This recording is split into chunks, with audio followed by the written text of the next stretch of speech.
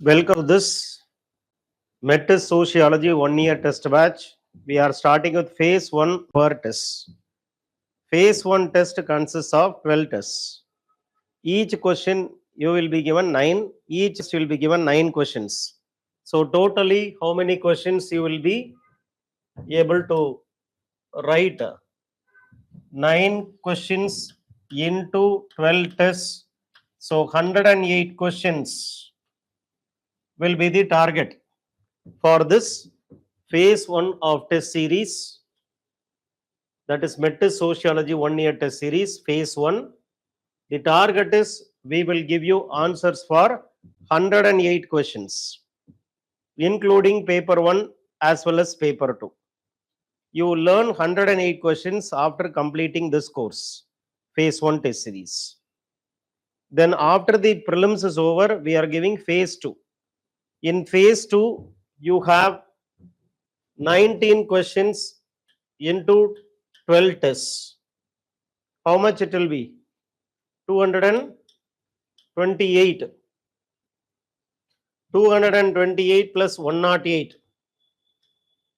320 or 36 questions. And plus 70 questions already given in the question answer format, out of which 37 question is from paper 1 and 33 is from paper 2. 70 questions already in circulation in the PDF format. It is in the circulation. So any student can just read the question, read the answer, understand, then try to rewrite it. So it is not just reading, it is writing. What is the main challenge for a student in the main examination is, in the prelims it is very easy because they have given the answers and you have to select the correct answer. But in the main examination, they are not giving you answers, you have to create your own answer. Creating your own answer is requiring a skill. What skill? Answer writing skill. So any answer should have two things. Any answer will have two things. You have to satisfy both, then only this answer will be up to the UPSC standard. The first thing is the content. The second thing is the structure or the presentation.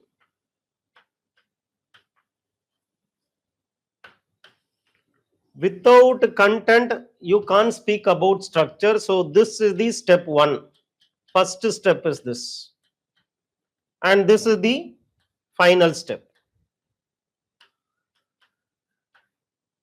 Both these things will be given in the answer. I will give importance to the content as well as the structure. Content means what?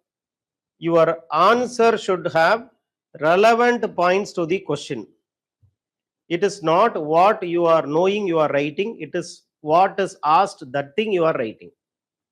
Don't write what you know, write what is asked. கேட்ட கேள்விக்கு பதில் தெரிஞ்சதெல்லாம் எழுதக்கூடாது. So how you should develop that content, you know? Only through reading. You have to read what? You should read your materials, study materials. The study material can be any material you follow, but from our end, we are having one for paper 1, volume 1, and one volume for paper 2, 2 volumes of sociology book, one for paper 1, one for paper 2, we are giving to our students. And those students who have not studied in our class, they can even purchase those 2 books. The second material is the current affairs material. Current affairs is very much connected to sociology. Any current affairs, if you see, you will have some social dimension to that current affairs. So linking current affairs with sociology will be giving you extra 1 mark per question. And for this, we are publishing a monthly magazine called a Social Fact. It is free download. It is a free download e-magazine. You can download it, or you can come to the office. You pay the photocopy charges, and they'll be giving you that copy. Okay. So just to photocopy charge only, office will be charging you. And this is a monthly magazine. In our website, we have all the Social Fact monthly magazine. I will strongly recommend you to study 1 year of Social Fact. 1 year of Social Fact, like you have your current affairs magazine for prelims and mains GS. We have Sociology current affairs magazine, and 1 year Sociology current affairs magazine you should read. It is a very small book which has only 32 pages, which has 3 sections, right? So we will have 3 sections, like one section which is very much used by the students while they write the answer by quickly glancing, is connecting the dots. Connecting the dots means we will give you a current affairs incident, and we will tell that this can be used in this chapter. This can be used in this unit. Like that we are giving. Okay. So many students, when I went to Delhi some time back to have an interaction with the students of our Telegram channel, they told that fastly we were able to skim through the Social Fact and we were able to get the current affairs. For example, any current affairs, you tell a current affairs. You tell, which one? Gig workers issue was asked in the UPSC question paper itself. Sociology, they asked this gig workers issue. They asked about this homosexual, judgment on homosexuality. They asked, and this cohabitation, live-in relationship judgment, like that. You have many things which are there in current affairs, right? For example, homosexual. The government, Supreme Court told, why don't you allow homosexuality by making amendment to the Hindu Marriage Act? And the government says, no, we cannot do that. So many things are happening where you will be adding the current affairs to your sociological answer, and integrating sociology with current affairs will give you a feel good factor to the examiner who is correcting your paper, because you are a dynamic person, no? One who is including current affairs, incorporating current affairs in the answer, they are very much updated people. And UPSC wanted updated people. Either you update or you get outdated. Either be updated or get outdated. Outdated people will be rejected. Updated people will be selected. So this will add something extra which others are not doing. This is what few people do, and this is what is the advantage you have in comparison to others. So study materials plus our test discussions.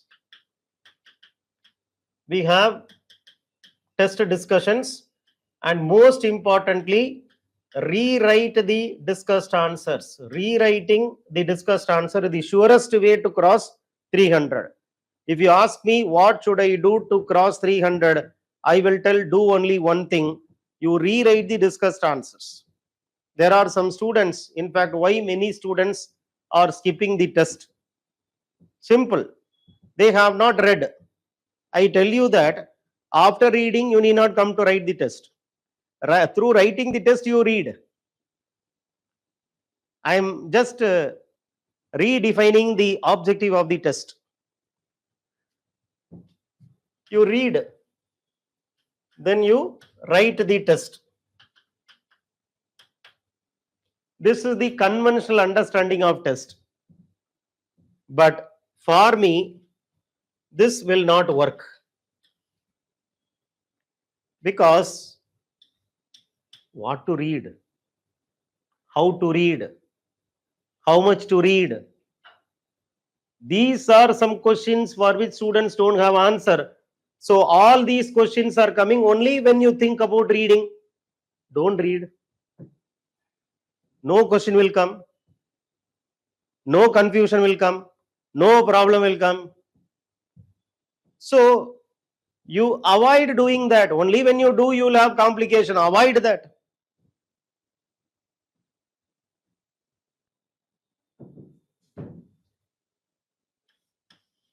They are called JOMO people. JOMO. Have you heard about MOMO? ஆமா sir, சாப்பிடுவேன் sir, போகும்போது விற்பாங்க sir, தெரு ஃபுல்லா விற்பாங்க sir, வாங்கி சாப்பிடுவேன் sir. Okay, momo பார்த்துருப்பீங்க, ஜோமோ பார்த்துருக்கீங்களா? Jomo means what? Any idea? Jomo, joy of missing out. They are called as JOMO people, joy of missing out. When you don't write the test, you have a joy. அப்பாடா, எழுதல, தப்பிச்சிட்டேன், நல்ல வேலை test எழுதல, அதனால படிக்க வேண்டாம், ஒரு மகிழ்ச்சி வரும் பாத்தீங்களா? எழுத வேண்டாம், எழுதுனா தானே படிக்கணும், எழுத வேண்டாம்னா படிக்க வேண்டாம். I need not read. Why? Because I need not write. So I get a joy by missing things. So that is why those who are not coming to the test, they are called JOMO. Then who are you? Sir, we have come to the test. Who are we? They are JOMO. You are FOMO. When they are JOMO, you are FOMO. Out of fear, you fear that I will miss out if I don't write. I will miss out if I don't attend the discussion. So fear of missing out. All of you are FOMO. All those people who didn't write the test, who are not writing to the who are not coming to the test discussion, they are JOMO. So who will clear this UPSC exam, JOMO or FOMO? Who will clear? FOMO will clear. Because of fear, they do something. Because of that something, they study, they clear the examination. So better be FOMO, don't be JOMO. Now these students who have not come, you don't have to skip the test. The reading part I am not expecting from you. Come, how much ever you can read, you read. I can read only one question. Come, write. I can read a couple of topics. Come, read, write. Whatever you have read, come and try. Even if you write one question, I will be happy only, rather than you missing the test. If you come here, you write one question, you attend the discussion, take the discussed answers, go and rewrite the discussed answer, and you will learn that. So my strategy is not this, read, then come here, write. My strategy is write first. Through writing, you read. It is through writing you are reading. This is the objective of the test. Upon this test is inviting students who have not read to come. Rather than inviting students who have read, I am inviting through this test the students who have not read. Write. Through writing test you read. It is not you read first then write the test next. First you write the test. Through writing the test, through attending the discussion, through rewriting the discussed answer, you read. There are 9 questions in every test. 5 long answers, 5 short notes and 4 long answers. 9 questions are there. People can come to the test discussion even if they have not written the test discussion. Even if they are not written the test, they come, you have to come for the test discussion. And daily 3 questions you write, the discussed answer, 3 discussed answers you write. In 3 days, you will finish off 9 questions. In 3 days, you can finish off 9 questions. And in 3 days, you will finish off the test number 1. In 3 days, you will finish off the test number 2, which means that we have 12 tests into 3 days. In 36 days, you can complete the entire sociology.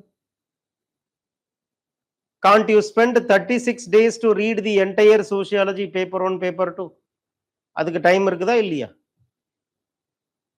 ஒரு மாசம் தான் கிட்டத்தட்ட. அப்போ spend 1 month with us. Spend 30 plus days with us. You learn sociology. Writing part of sociology you learn. So you have to do this thing. Daily 3 question you should write the discussed answer. Put the headset on. Take a separate notebook and start writing the answer. Okay, that you do for 3 questions per day. 3 questions per day. You can spend a maximum per question, you can spend some 20 minutes. 3 questions, 1 hour. 1 hour you can spend. You spend 1 hour per day. You will be making solid answers for 3 questions. Sir, I am a learner. I am a newcomer. I am little bit slow learner. Okay, double the time you may take. 2 hours. Rather than wasting your time, put your headset on, start writing the discussed answer in a separate notebook, and that discussed answer will become the best revision material. All those students who have crossed 300 plus, they have done this exercise, they have rewritten the discussed answers, and that is why they are in the service today. So rewriting the discussed answer is the surest strategy to clear this UPSC sociology. Okay, so this is what the agenda, and the structuring is this. Structuring means what? Connecting the paragraphs.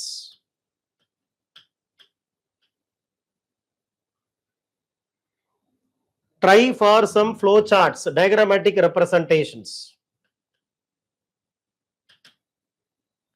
Write 1 point in 1 paragraph,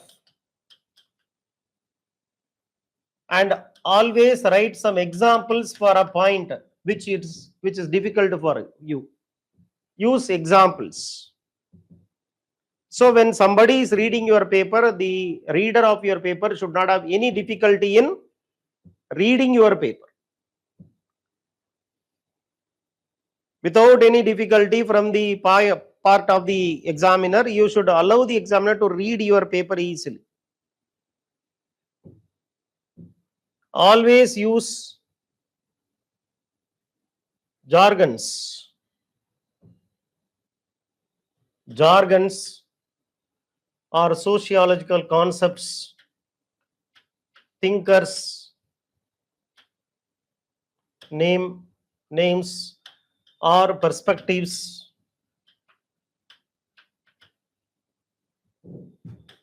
some expressive statements, expressions or quotes, some statistical data,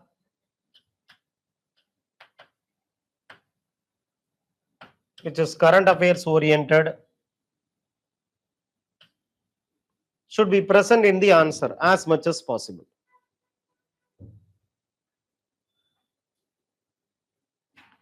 Introduction, conclusion, they are very, very important in the structuring of the answer. Give importance to introduction, conclusion.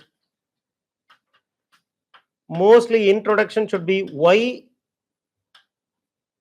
the topic came in sociology, or define the topic asked.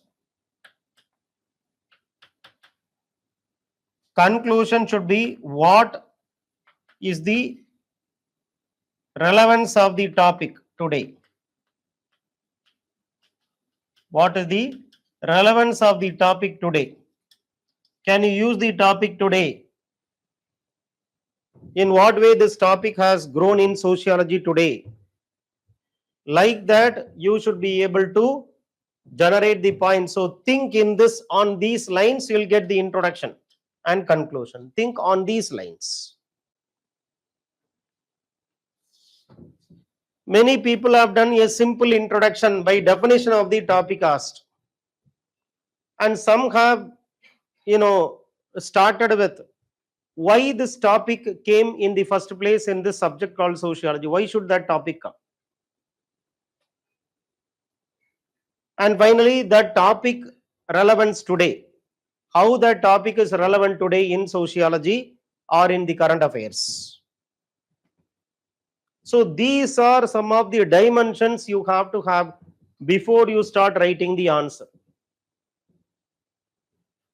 Then the most important point is time management and space management.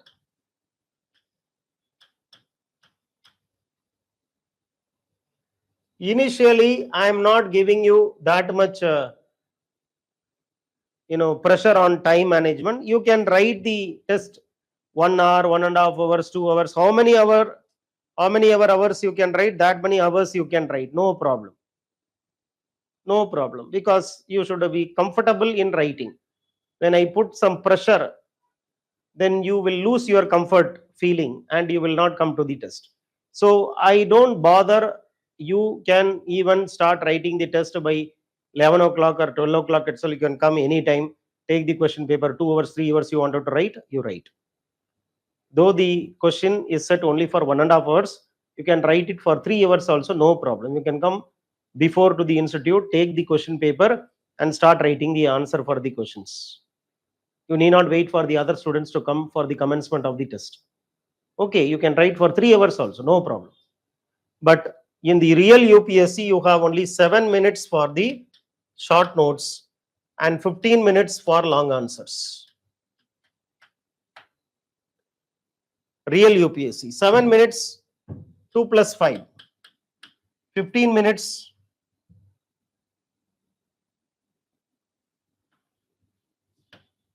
3 or 3 plus 12. 2 minutes for brainstorming. 5 minutes for writing. First, you should have a framework, a skeleton for the answer. You should first do the brainstorming exercise. Thereafter only you should start writing. Don't jump into the act of writing. You should manage. In this brainstorming, you are managing the content. So management of content, what I am going to write. First itself, you should have a good idea. Otherwise, like the tale of Hanuman, it will keep on, going on, it will stretch and it will cross the word limit, time limit, everything. So plan first. 2 minutes you think what I am going to write. Do the brainstorming exercise. What I am going to write in the introduction. What I am going to write in the body. What I am going to write in the conclusion. That main dimensions you should think first. Thereafter, you should write. Similarly, for this 15 marker, 3 or 4 minutes, even I should say 3 or 4 minutes you can spend on jotting down the points, planning what you are going to write. Which thinker I am going to write, which concept I am going to write, which data I am going to write. Everything should be planned. Then writing part will be for 12 to 11 or 12 minutes. Thinking part will be 3 or 4 minutes.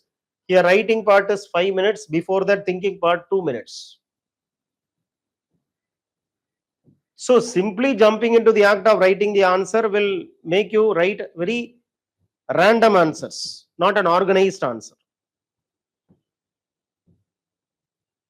Space, 3 pages they are giving for long answer and 2 pages they are giving for short notes. Last year and all, Only in paper 2, they'll give 3 pages for long answer and 2 pages for short notes. This year, even for means 2023, they have given 3 pages for long answer even in paper 1. So you have very less space, just 3 pages you have. But normally I tell students to practice for 4 pages, because from 4 to 3 you can do. You can't do from 3 to 4. Your answer will be very watered down answer, very diluted answer. It is easy for concentration of the answer rather than dilution of answer. So these are some of the instructions which I wanted to pass it on to you before I start with the lecture. Model answers. Okay. Now come to the question paper. This is the question.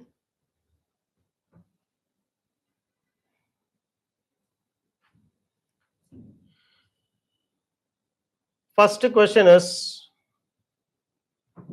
from the viewpoint of growing importance of multidisciplinarity, how can you relate sociology to other sciences?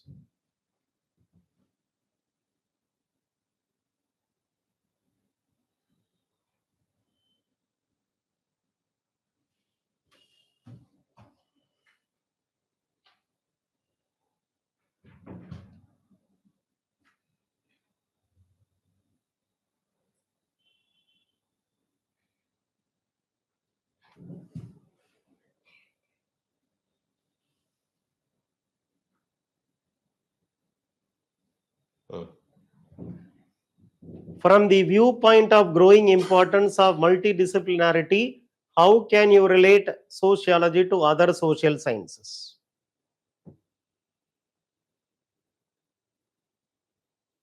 This is the first question. Now,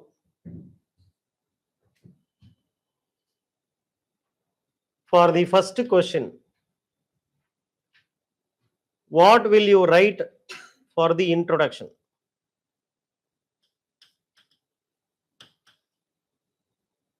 What will you write for the body? What will you write in the conclusion? This is the structure of the answer. What will you write in the intro?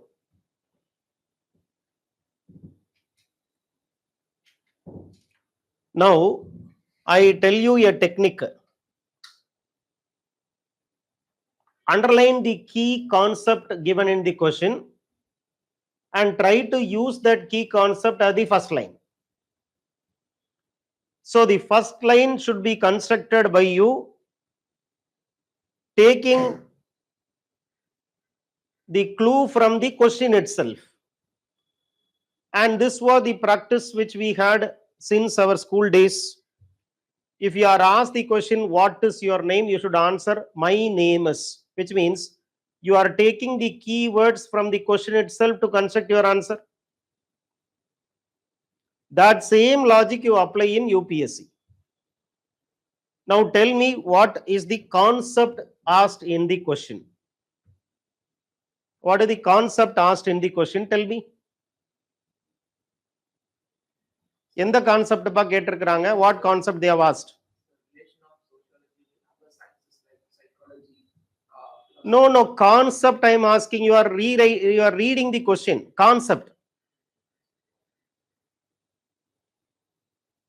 What is the concept asked in the question? This is what is the concept. Multidisciplinarity is the concept. When you elaborate the concept, you will be able to link sociology with other disciplines. Getting my point or not? So, identify the concept asked and try to define the concept in the introduction. Now, what should you write in the introduction? Definition of multidisciplinarity. Definition of multidisciplinarity should be written in the first paragraph.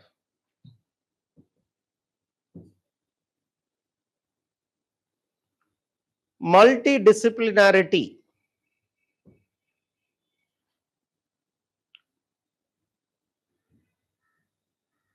involves collaboration of multiple subjects to understand a phenomena comprehensively.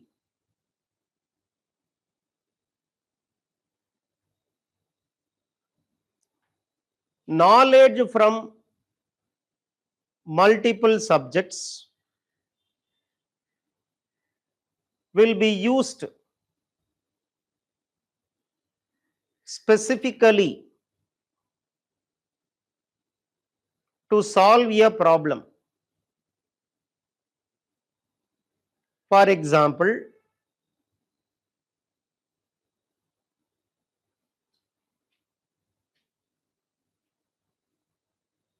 rehabilitation of a drug abuser requires specialized knowledge from a psychiatrist, an educationalist,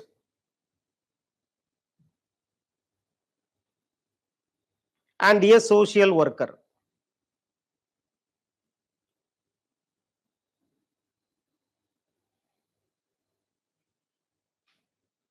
Multidisciplinarity differs from interdisciplinarity.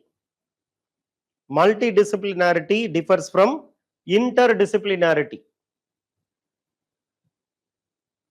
where in the later case,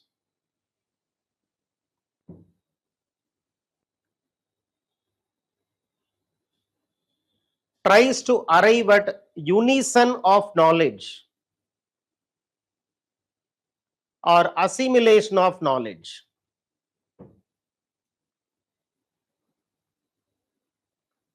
That is unity of knowledge. But the former case is integration of knowledge, which allows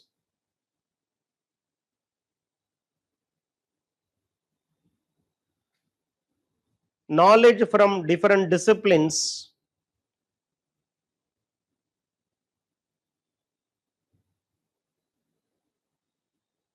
retain their specialization.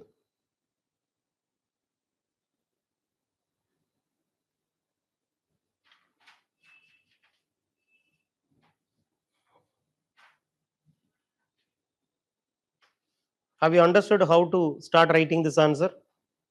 About what we have told, multidisciplinarity means what? Science, means social science, sociology, history will be used. Sociology knowledge and history knowledge will coexist. It is not that you are creating amalgamation of knowledge. Sociology knowledge will be there, history knowledge also will be there. But if it is interdisciplinarity, sociology and history will be mixing with each other. It will mix with each other and form unity of knowledge. So every subject will be allowed to retain its specific subject matter. It will not be fused with another subject. For example, solving the problem of a drug addict. Psychiatrist doctor will use his knowledge. He is expert in one thing. Educationalist will use his knowledge. He is expert in another thing. Social worker will use his knowledge. And through that social worker's knowledge, he will be integrated with his family. So all the three are giving their specialized input, and you have three different dimensions now. Interdisciplinarity means all the three will be mixed together. You will have only one, which is a fusion of all the three.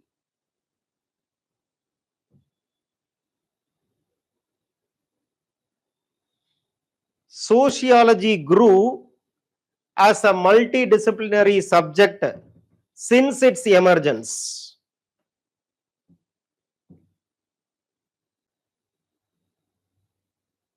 For instance, philosophers sowed the seeds of sociology, like Aristotle, Plato, Socrates.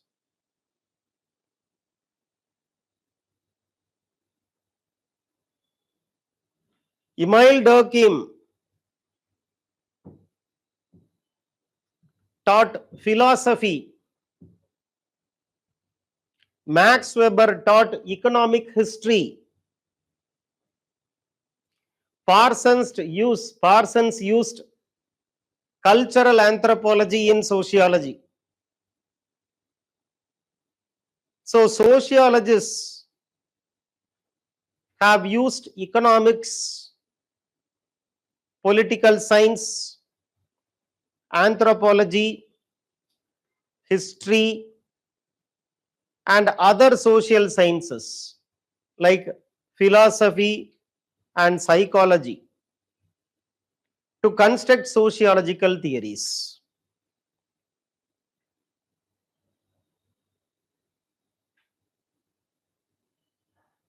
After having said this, you should say that how in the body,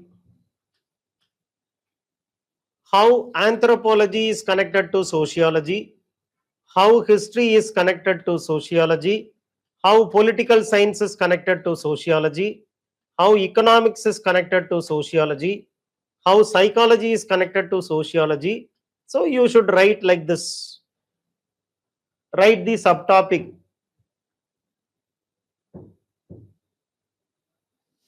Right?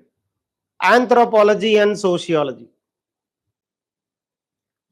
Anthropology and sociology. Anthropology studies the biological processes, whereas sociology studies socio-cultural processes.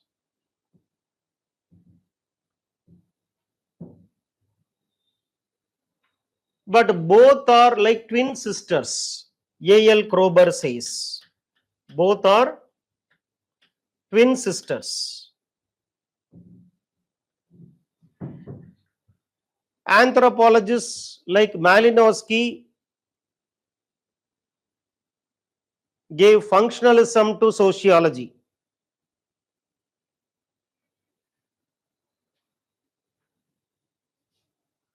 A.R. Radcliffe Brown was influencing Talcott Parsons in his structural theory. Durkheim studied Arunda tribes in his elementary form of religious life.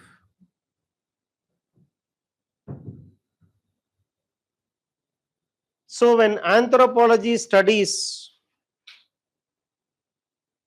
man, sociology studies the culture of society.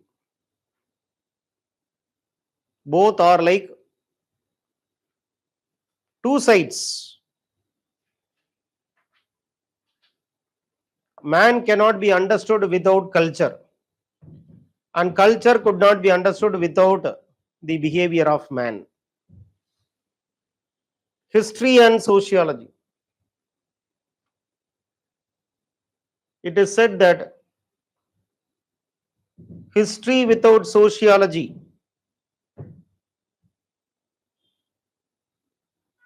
is fruitless, and sociology without history is rootless.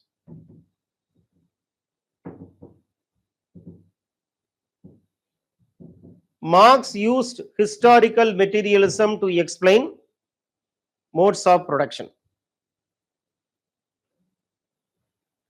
So history is the past sociology, and sociology is the present history.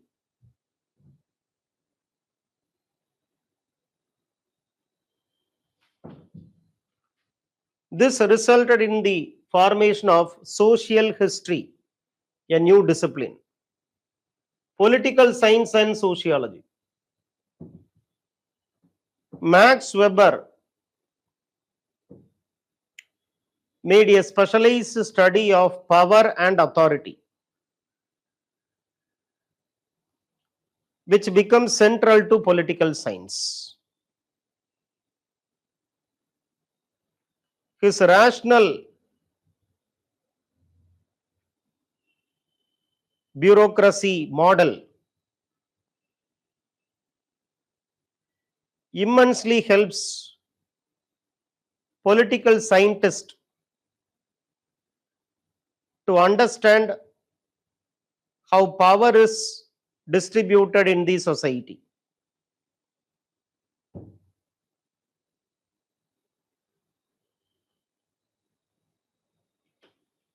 Karl Marx combined economics with sociology.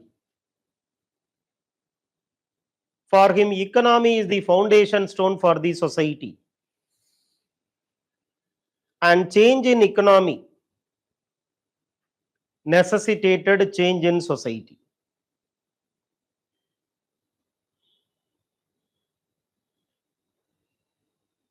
He formulated his theory of class conflict centering around economic inequality, which produces social inequality, which can be resolved only through a communist revolution.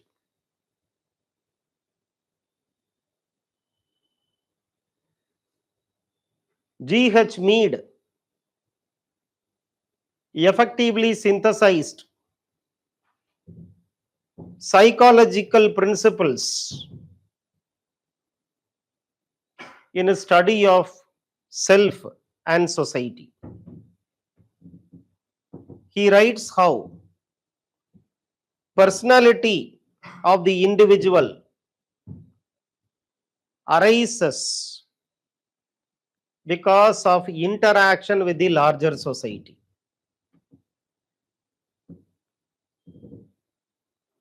Now, conclusion. In conclusion, it can be stated that sociology incorporates all social sciences, which makes it queen of social sciences.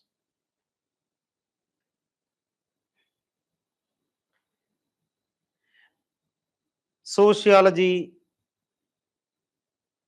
is a matured intellectual discipline because of its incorporation of multiple social sciences,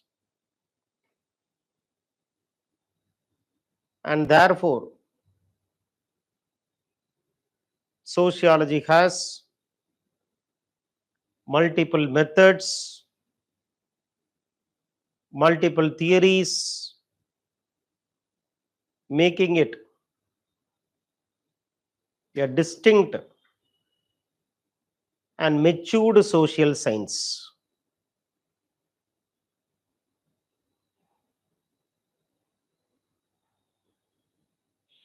So this is the answer you are supposed to write for one. Have you understood how?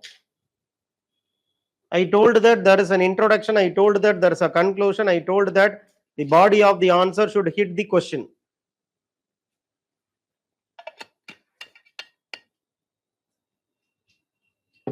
Do you have any doubt in that?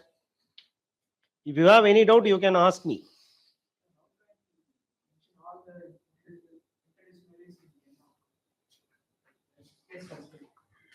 One line you write. One, whatever I have dictated, you try to write in the A4 sheet. You see how many pages it comes. And you can cut one or two social sciences also.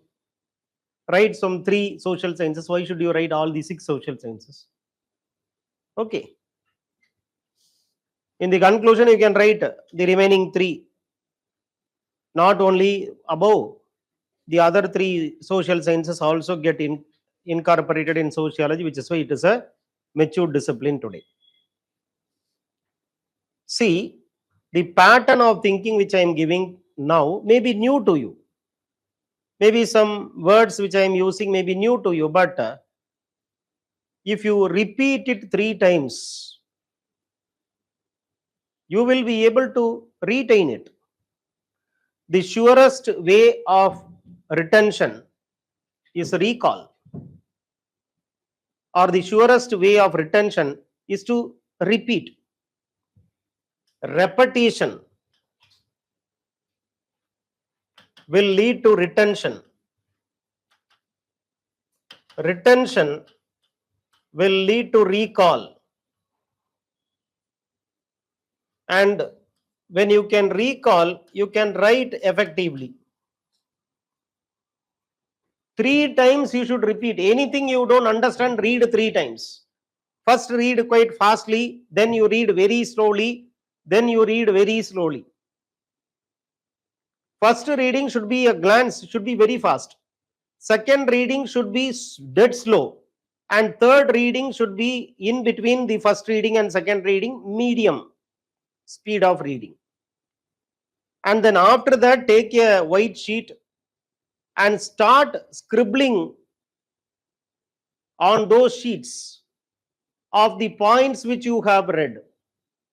Only by writing, by scribbling, your information will be encoded in your brain. The information you study will be encoded in your brain. Many of us have the problem of forgetting because we do not know the science of learning. We don't have a proper methodology to learn, which is why you find it difficult. 3 times you revise. Whatever answer I dictated, 3 times you revise. Close your note, take a paper, start scribbling. When you have done that, then your memory becomes very solid. Otherwise, it will be very fluid only. Many of us face problem because we just have a casual reading of 1 time and you come and tell, sir, எனக்கு ஞாபகம் இல்லை sir. எப்படிப்பா ஞாபகம் இருக்கும்? எப்படி இருக்கும்? அன்ரியலிஸ்டிக்கான expectation தானே. 3 தடவை ரிவைஸ் பண்ணிட்டு 4வது தடவை ரீகால் பண்ணி பார்த்துட்டு அப்புறம் நீங்க எழுதுனீங்கன்னா you will remember. Having a glance once. This is sociology. This is UPSC. This is not Dinatandi paper. Dinatandi paper தான் ஈஸியா புரியும். டமார்னு கீழே விழுந்து டமார்னு வெடி வெடிச்சது, சடக்குன்னு குத்துனா, இப்படிதான் இருக்கும். வாங்க, ஈஸி. காமன் மேனுக்கு கொண்டு போறதுக்கு அந்த வார்த்தையை யூஸ் பண்ணாங்க, டெலிபரேட்டா யூஸ் பண்ணாங்க.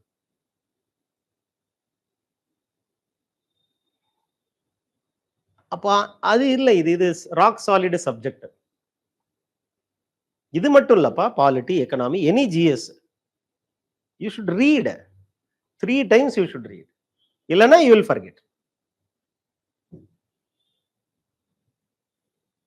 Now come to the next question. Science is not a substitute for common sense, but an extension of it. Examine. Examination means what?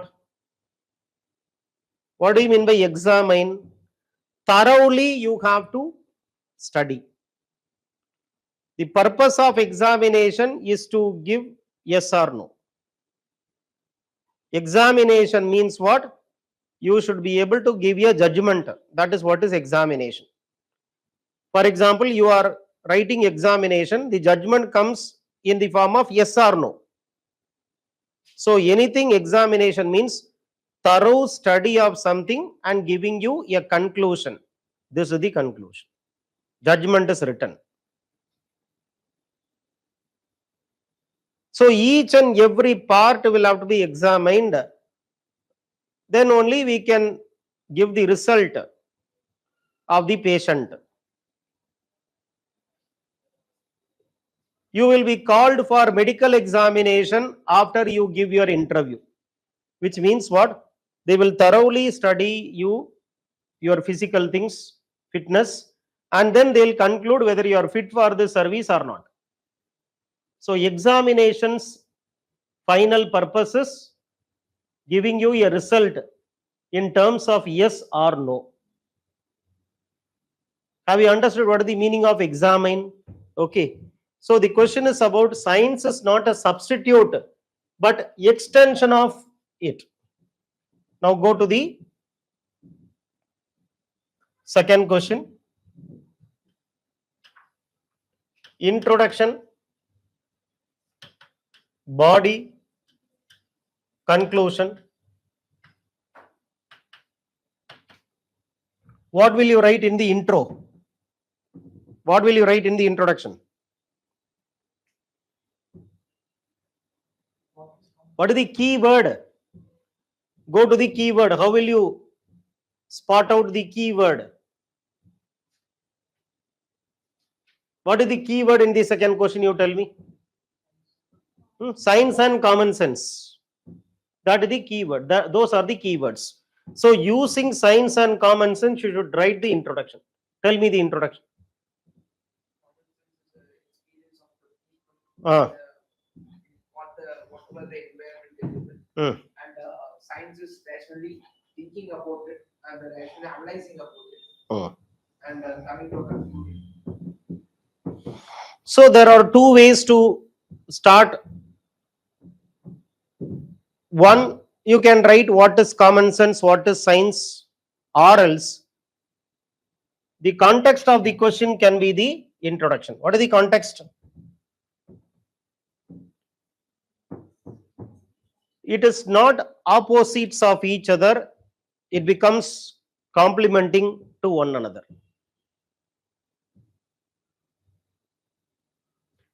So you can start this question as a debate in sociology.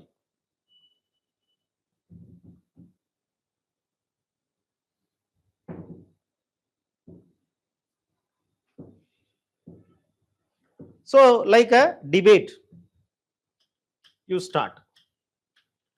Or else normal introduction is what is common sense, what is science. But I will prefer the first one, which will be connecting to the context of the question.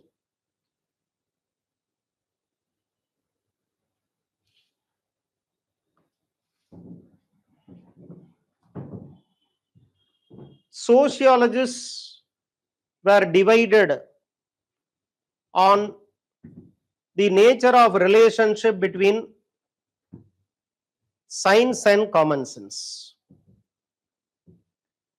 Early positivists like Auguste Comte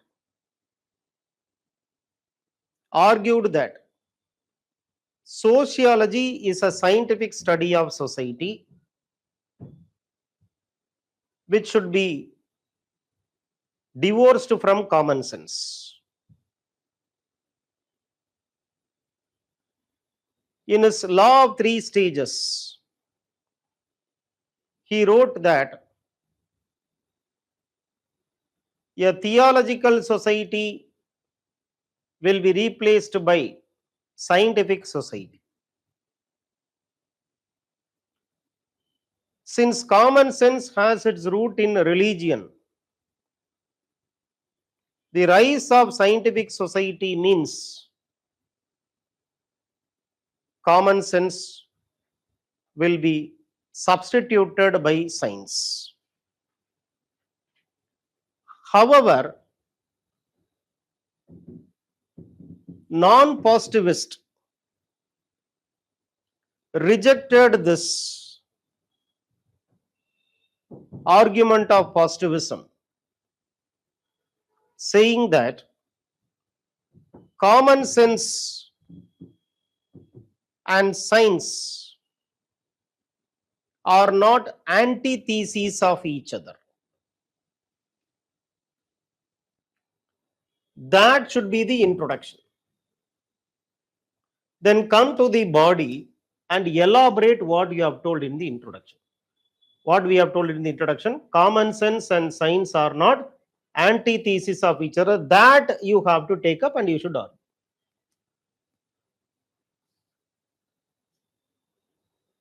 French positivist like Emile Durkheim, in favor of natural science methods of observation and universalization. Rejected common sense through statistical data. In a study of suicide, he used 26,000 cases to rule out commonsensical theories based on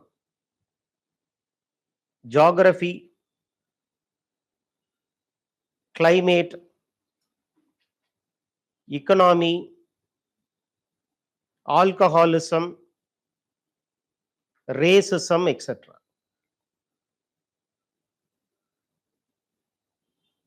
He writes in his rules that common sense should be eradicated to study social facts scientifically.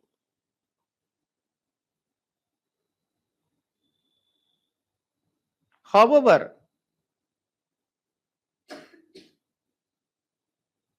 Max Weber rejected Durkheim in saying that common sense is a cultural knowledge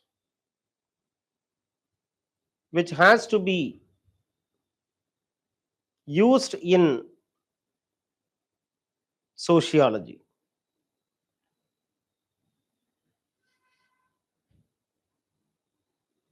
The religious knowledge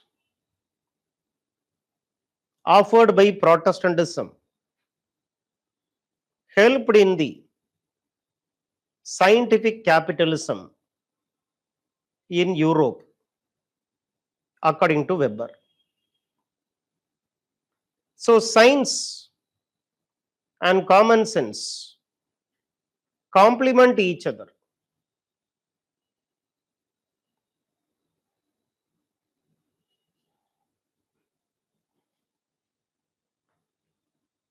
Phenomenologists write that, especially Alfred Schutz, that there is a stock of knowledge called common sense, using which people construct reality. So, study of society should not reject common sense. Rather, both have to be synchronized to understand social phenomena.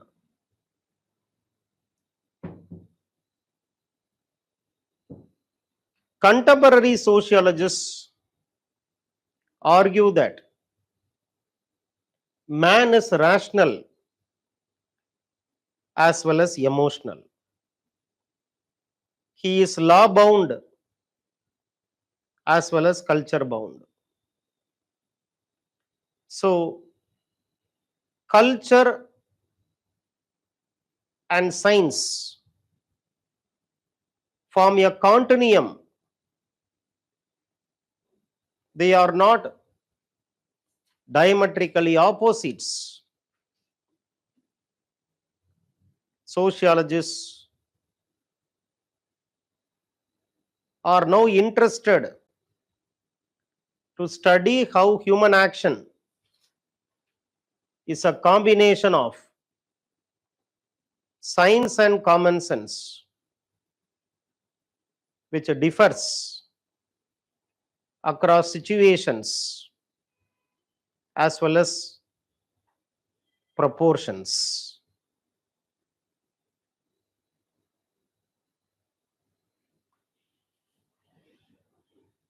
So, this is the answer for the second question, how science and common sense will have to be used together.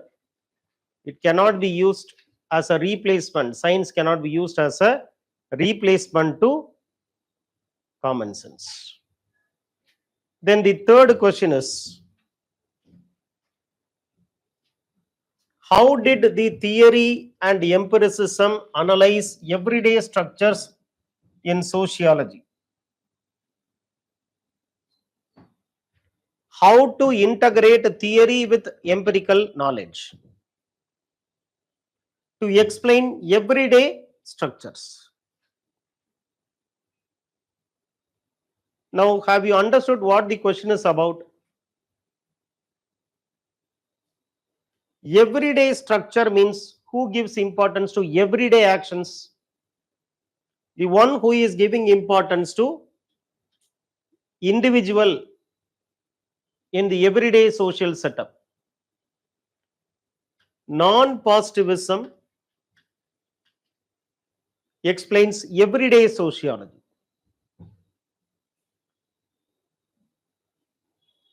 So this question is asking about non-positivism. A non-positivist methodology which is integrating both is ethno-methodology. So this question is about ethno-methodology. Now go to the introduction.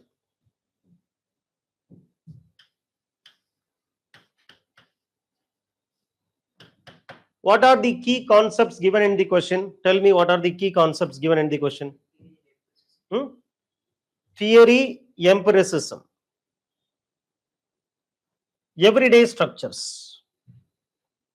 Theory, empiricism, everyday structure. So now let us start with what is empiricism, what is theory,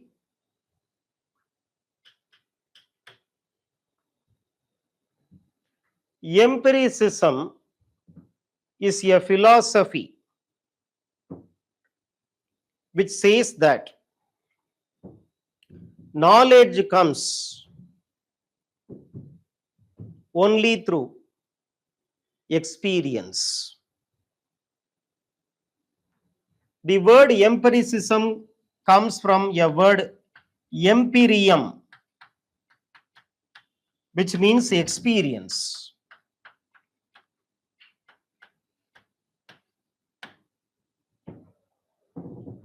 Empyreum means experience. So knowledge comes only through experience. Individual knows through experience.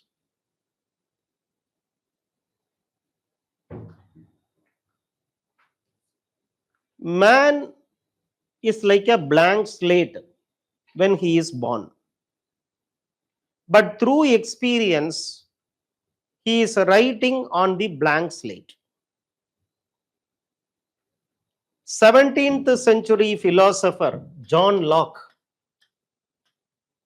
17th or 18th century philosopher John Locke says that man is a tabula rasa. Tabula rasa means man is an empty slate. So he is filling the slate only through his personal experience.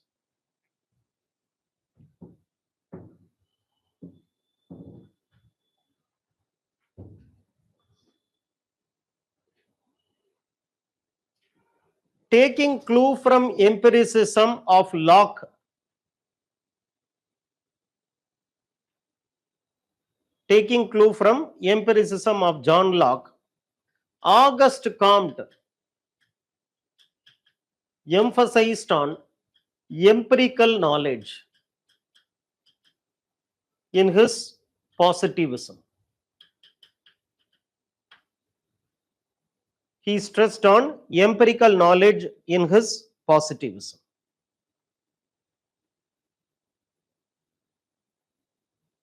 So positivism believes that through experimentation, knowledge should be arrived.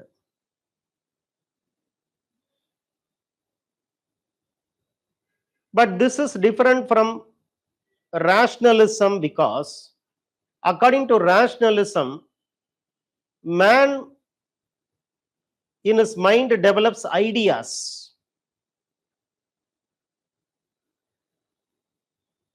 Empiricism says there is nothing called idea.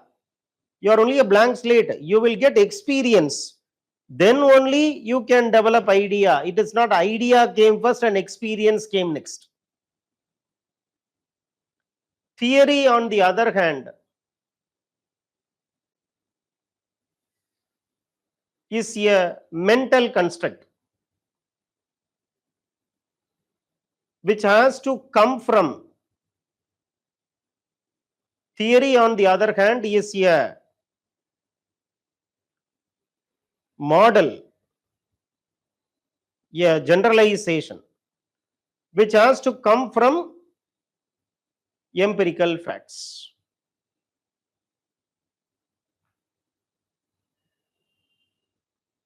So positivism believed that through empirical facts, theories can be built. For example, Durkheim analyzed 26,000 cases of suicide, which is an empirical fact. Based on that, he developed a theory of suicide. But positivism applies only to macroscopic social structures. Therefore, non-positivism came as a criticism to explain everyday interaction.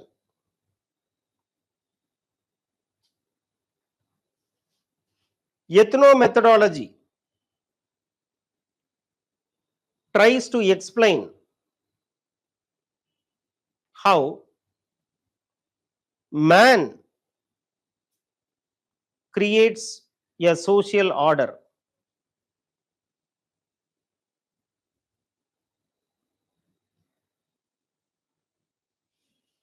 Garfinkel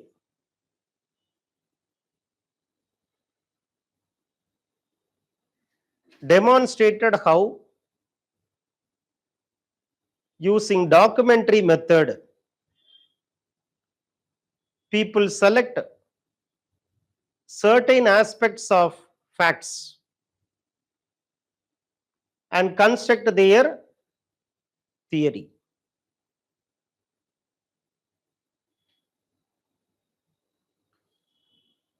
For example,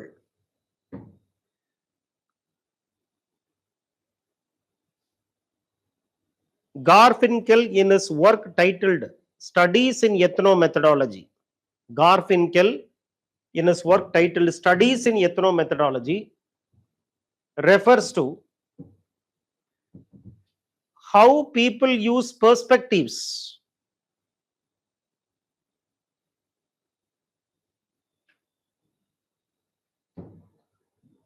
to develop a consensus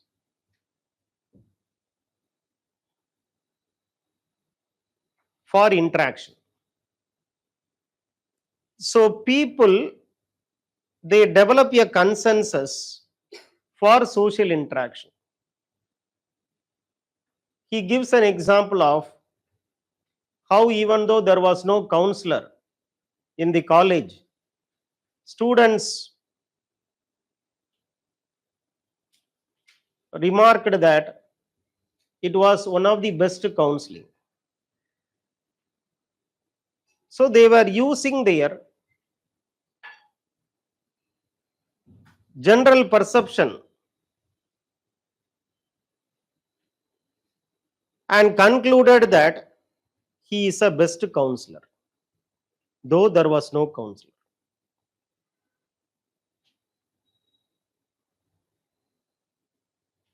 He says that the meanings we give to a social reality is based on the context. So in a particular context, people select the facts in a particular way to explain how there is present everyday interaction following a pattern. He encouraged his students who were staying in their houses to act like hostlers. Even though they created a disorder in the home, the parents made order out of the disorder.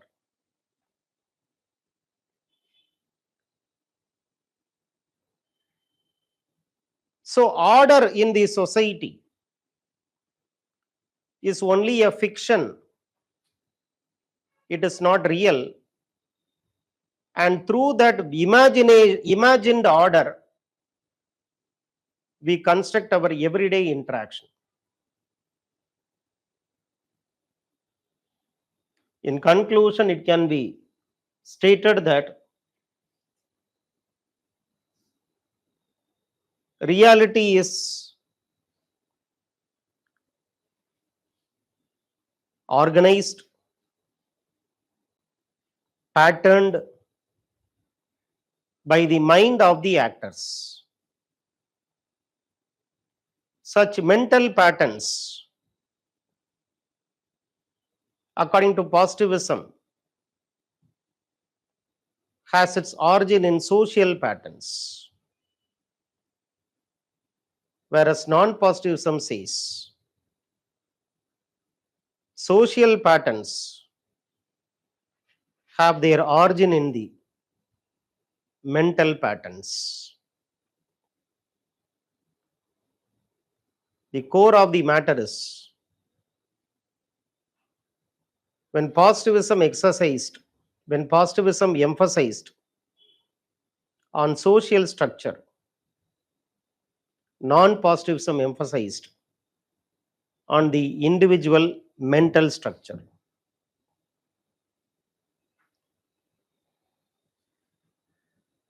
So this is the answer for third question. Now come to the fourth question.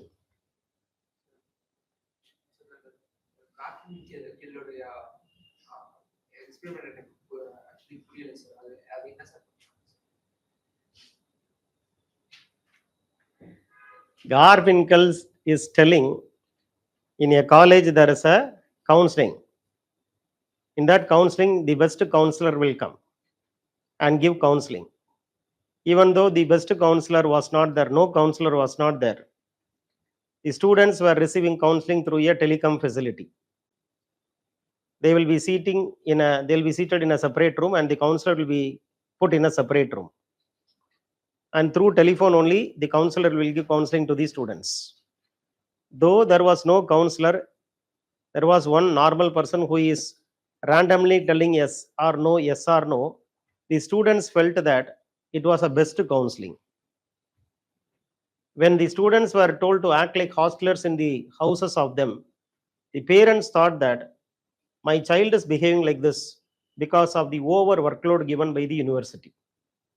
So even though you have created an order, it is your perception, perceived order. There was no real order. And here, even when you created a disorder, the parents made order out of disorder by thinking that this is not the problem of my son, it is the problem of the university, which has given so much of work. Right? So that you cannot elaborate in the answers. You can only write the conclusion derived from Garfinkel's study of the counseling as well as the how students have created disorder in their homes. Okay. Positivism and non-positive. What is the difference between sir? Major difference. அதுதான் அடுத்த கொஸ்டின்ல வரும்.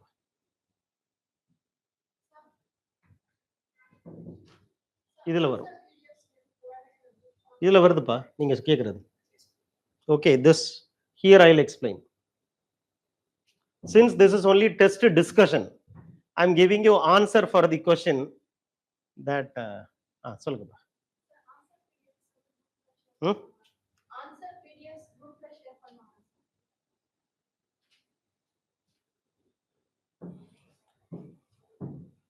There are two types of answers available for the test series. One is through the discussion answer, second is through the PDF answers.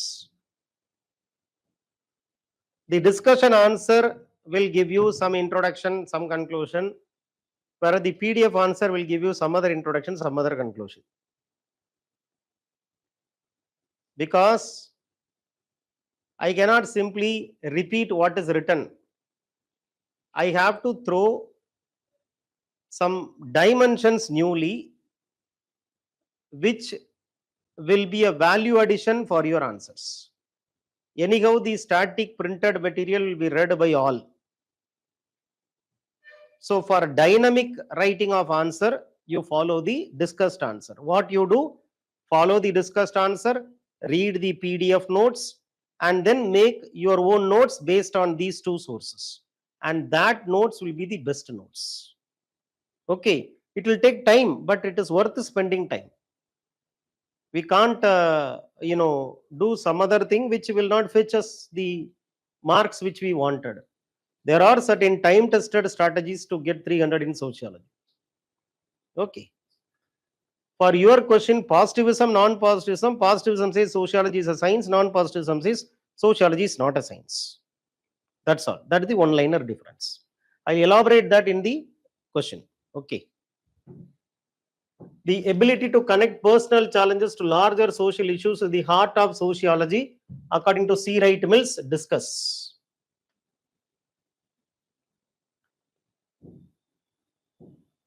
In UPSC PYQ, they asked about C. Wright Mills. That is why I have to put some new questions for you. C. Wright Mills is not separately given in the first unit or second unit. But UPSC asked a question on C. Wright Mills. So, in this test discussion, I am doing two things. One, there are some PYQ questions which I am putting. I am giving you model answer for that. Number two, we are putting our own constructed questions. So, when you follow 108 question answers, you will be able to have more confidence in the subject, especially in the writing part. People can read, anyone can read, but only few people can write effectively what they have read. And UPSC selects you based on not what you read, but based on what you write. That is why we are having separate programs. One will give you in-depth content through the lectures, and that is through foundation course sociology. The second is refinement of answer through this answer writing practice. Okay. Now, fourth question is, can you tell what the question is about? Sociological imagination. C. Wright Mills writes a book titled The Sociological Imagination.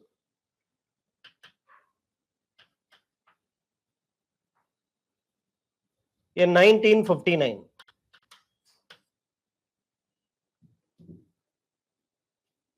In this book, he explains how one should understand society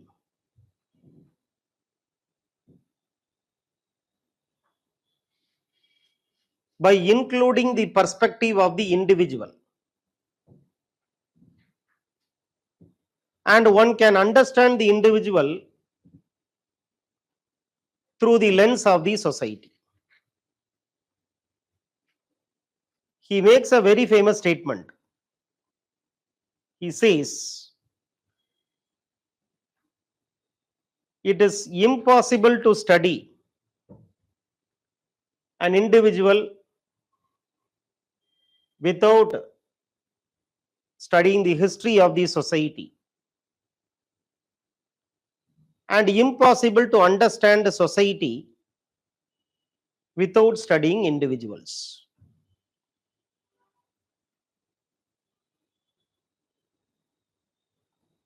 When positivism stresses on society, like Durkheim, non-positivism stresses on individuals. C. Wright Mills is constructing a bridge to connect both through his concept of sociological imagination. Okay, then you should write. Sociological imagination means the ability to connect individual experience with the larger society. Individual problem should be seen in the larger social context.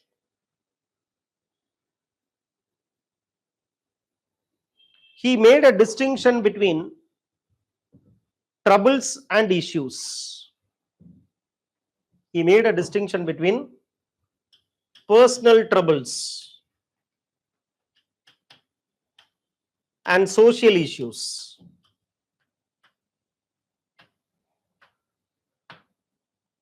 Personal troubles will be connected to one's family, friends, whereas social issues will be racism, inequality.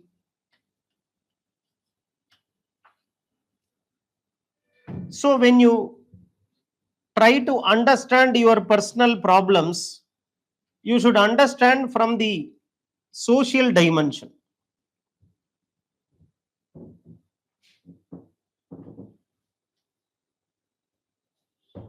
Something which appears very commonsensical should be seen from the societal standpoint. Take, for example, common sense tells somebody is illiterate because he is not intelligent.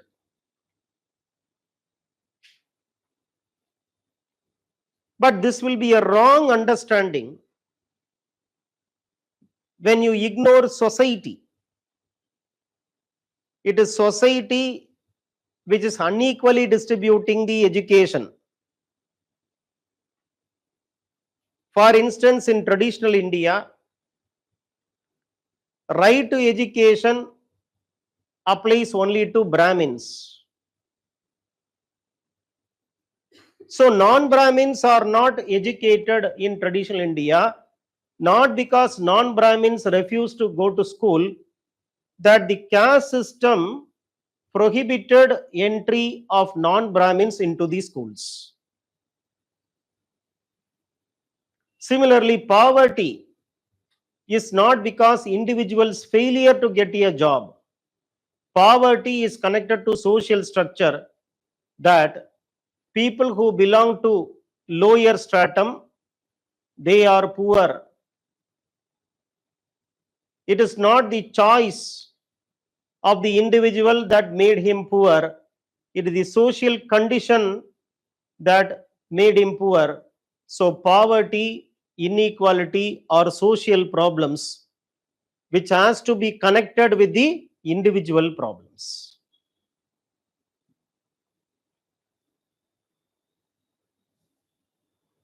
He speaks about 5 social problems in US. There are 5 main social problems in US, namely alienation, moral insensitivity, threat to democracy, threat to human freedom, and conflict between bureaucratic rationality and human reasons.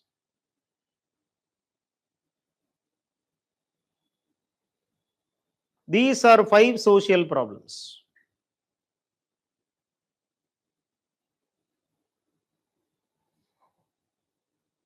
So societal values and norms, individual, our mind.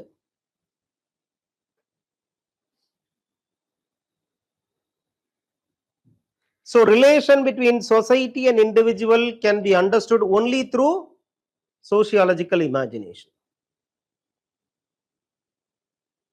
He gives an example. For example, there is a society where drinking coffee is normal. When the guest will come to your house, you give coffee to the guest. But remember that coffee contains a toxic substance called caffeine. Nobody thinks that they are giving drug to the guest.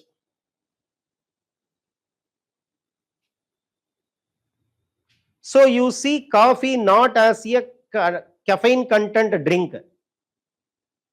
You see coffee as a welcome drink for your guest. Because it is society which has recognized coffee as a welcome drink, though containing a toxic substance. There may be a society where giving marijuana, that is a drug to the guest, is acceptable. So what is normal in one society is abnormal in another society, and how individual is constructing normal, abnormal depends upon the culture of the society. So only when you connect the individual with the larger society, you will understand the complex interplay between the individual and the society, and that can be done only through commons. That can be done only through sociological imagination. In fact, sociological imagination as a concept came to criticize the grand theories of Parsons. Grand theories of Parsons or functionalism ignores the role of the individual.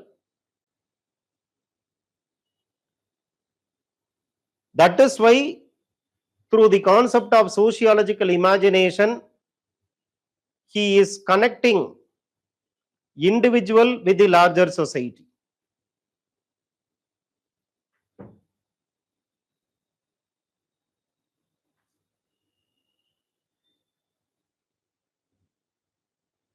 So unlike what Parsons says, that every individual will be fully integrated to the larger society, C.W. Mill says, not all individuals will be fully integrated with the larger society. One individual may be deviant to the larger society.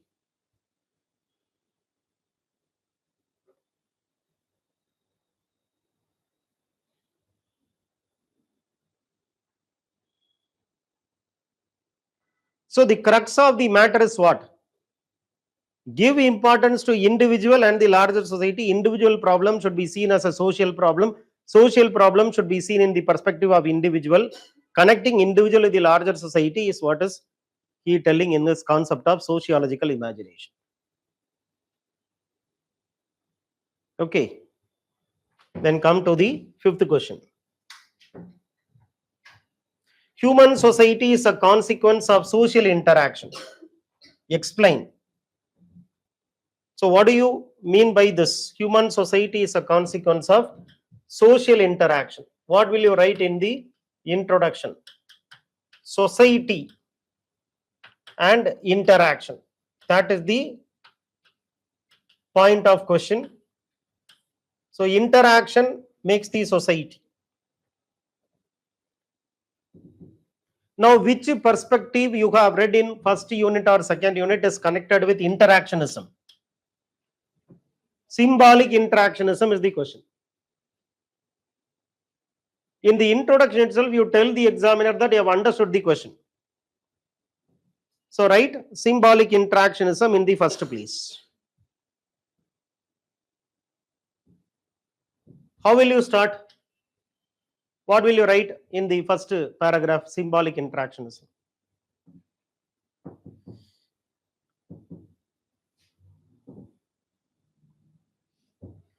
Positivism emphasized on the structure,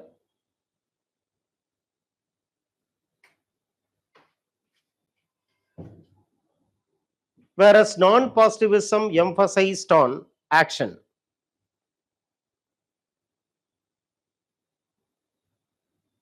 For G.H. Mead, action occurs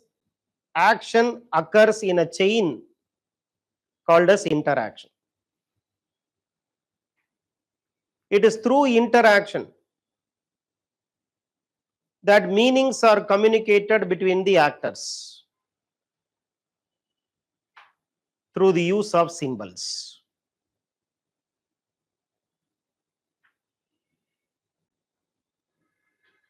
So he is the founding father of a new perspective and methodology in sociology called symbolic interactionism, which underscores how society is a product of social interaction. Now, this is the introduction. In the body of the answer, you should elaborate symbolic interactionism. Herbert Blumer says that number one, meanings are given to the symbols by the actors. Number two, meanings are formed through the process of interaction. Number three, meanings occur in a social context. Meanings occur in a social or cultural context. Number four, understanding meanings requires interpretation. Understanding meanings requires interpretation.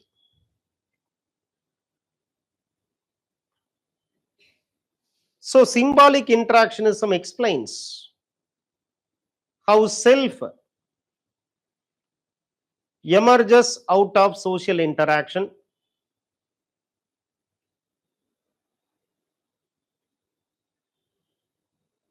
and through the action of the self,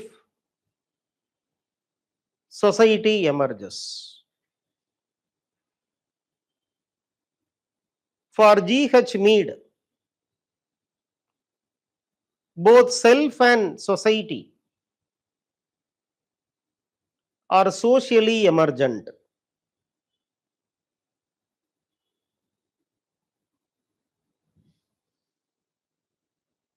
He says that the individual communicates with the significant others.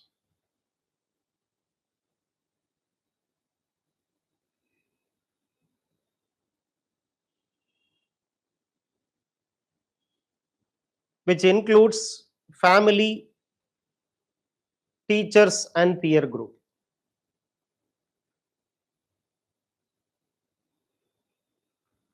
Role taking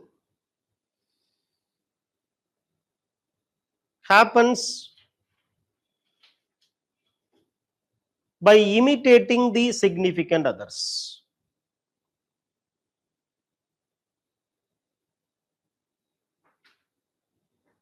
In the later stage, the individual plays the role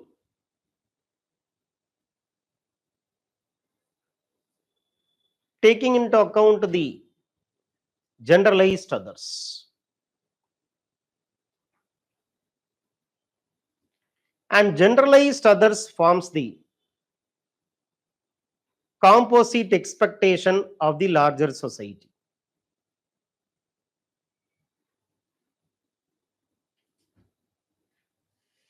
So Mead in his symbolic interactionism explains that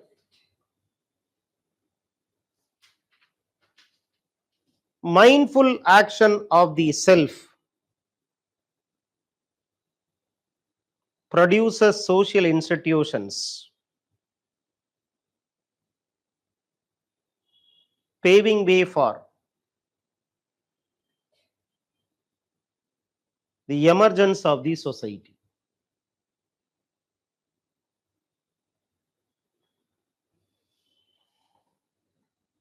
So society and social structure originates from the mental structure.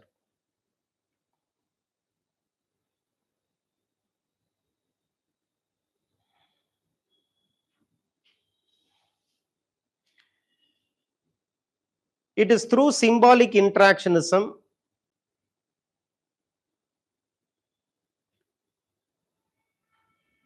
self and society becomes twin bonds, according to Mead.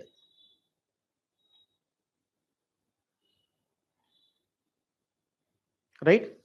So in conclusion, you can say when positivism emphasized on the macroscopic structures of the society, Mead emphasizes on the microscopic structure and therefore constituted for the rise of microscopic sociology, everyday sociology, as against macroscopic sociology of positivism and Marxism.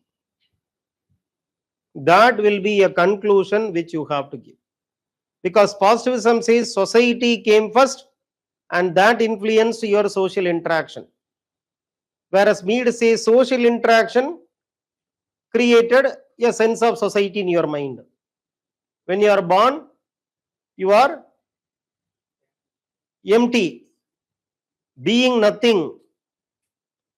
And once you interact, being becoming. From being nothing to being becoming through social interaction. Being nothing means what? When you are born, you are not at all aware of this society. You don't know what the society is.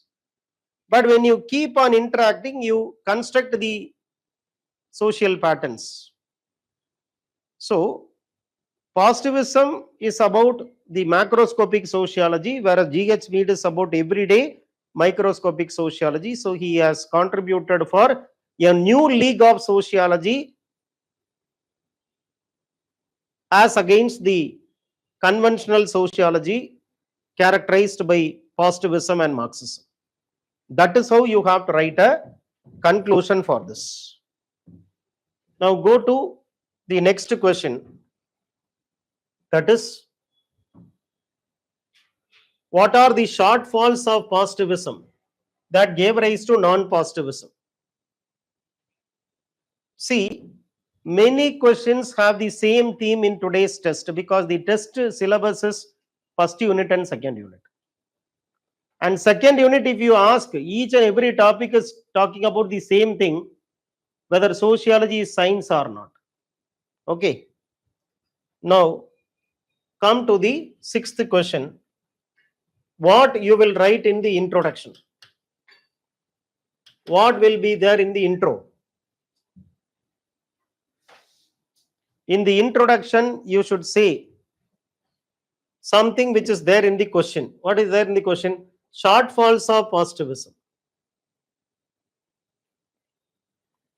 So in the introduction, you say something about positivism and then tell about shortfalls.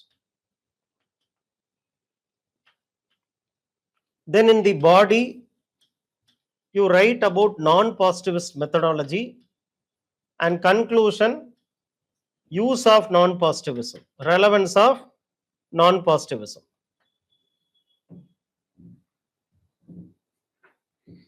So how will you start in the introduction? Non-positivism, that is the question or not?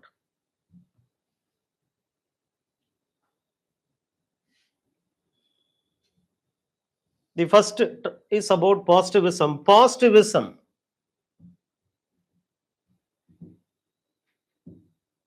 is a branch of philosophy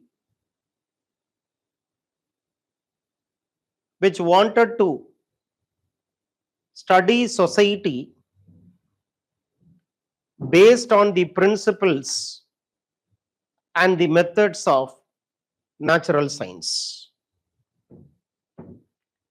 Auguste Comte, the founder of positivism, believed that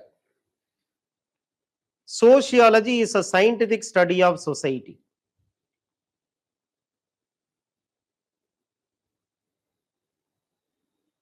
Like science makes universalization, sociology can make law of three stages, namely theological, metaphysical, and scientific.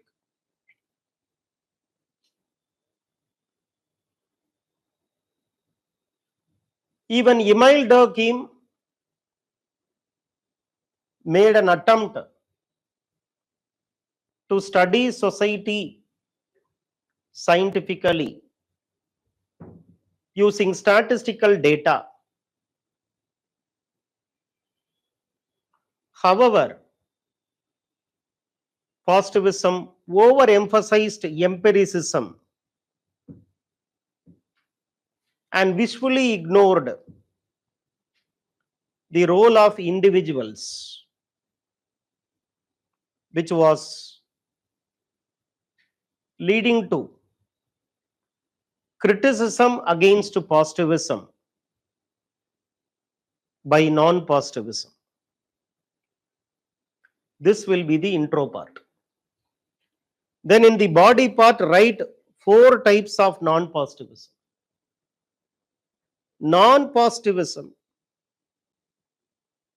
came as a rejection to positivism, as positivism made certain assumptions which contradicted the reality. For instance, positivism assumed that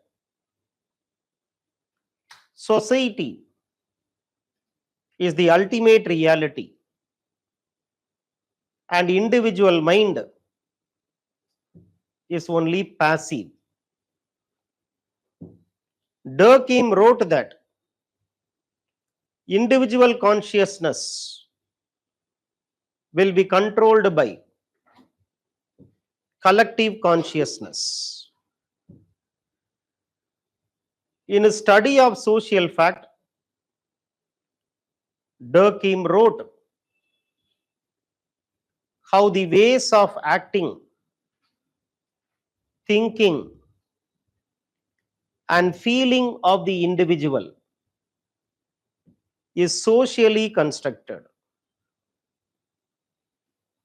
He even went to the extent of saying that suicide is not the act of the individual mind, rather it is a social fact.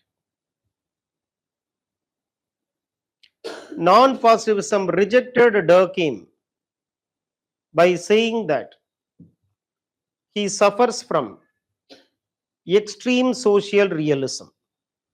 He suffers from extreme social realism.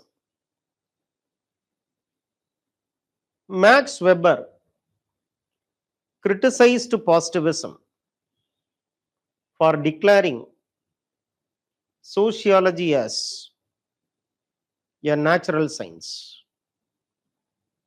Weber argued that sociology should focus on study of action, which is subjective rather than study of fact, that is subjective.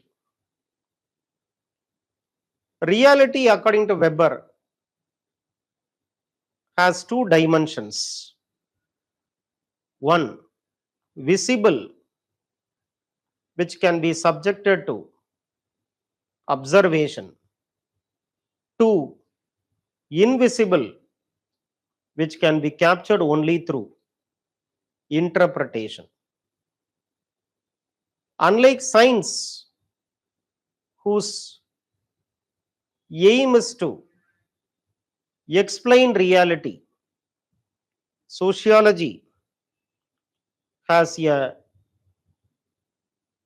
bigger aim of not just explaining reality, but to understand reality.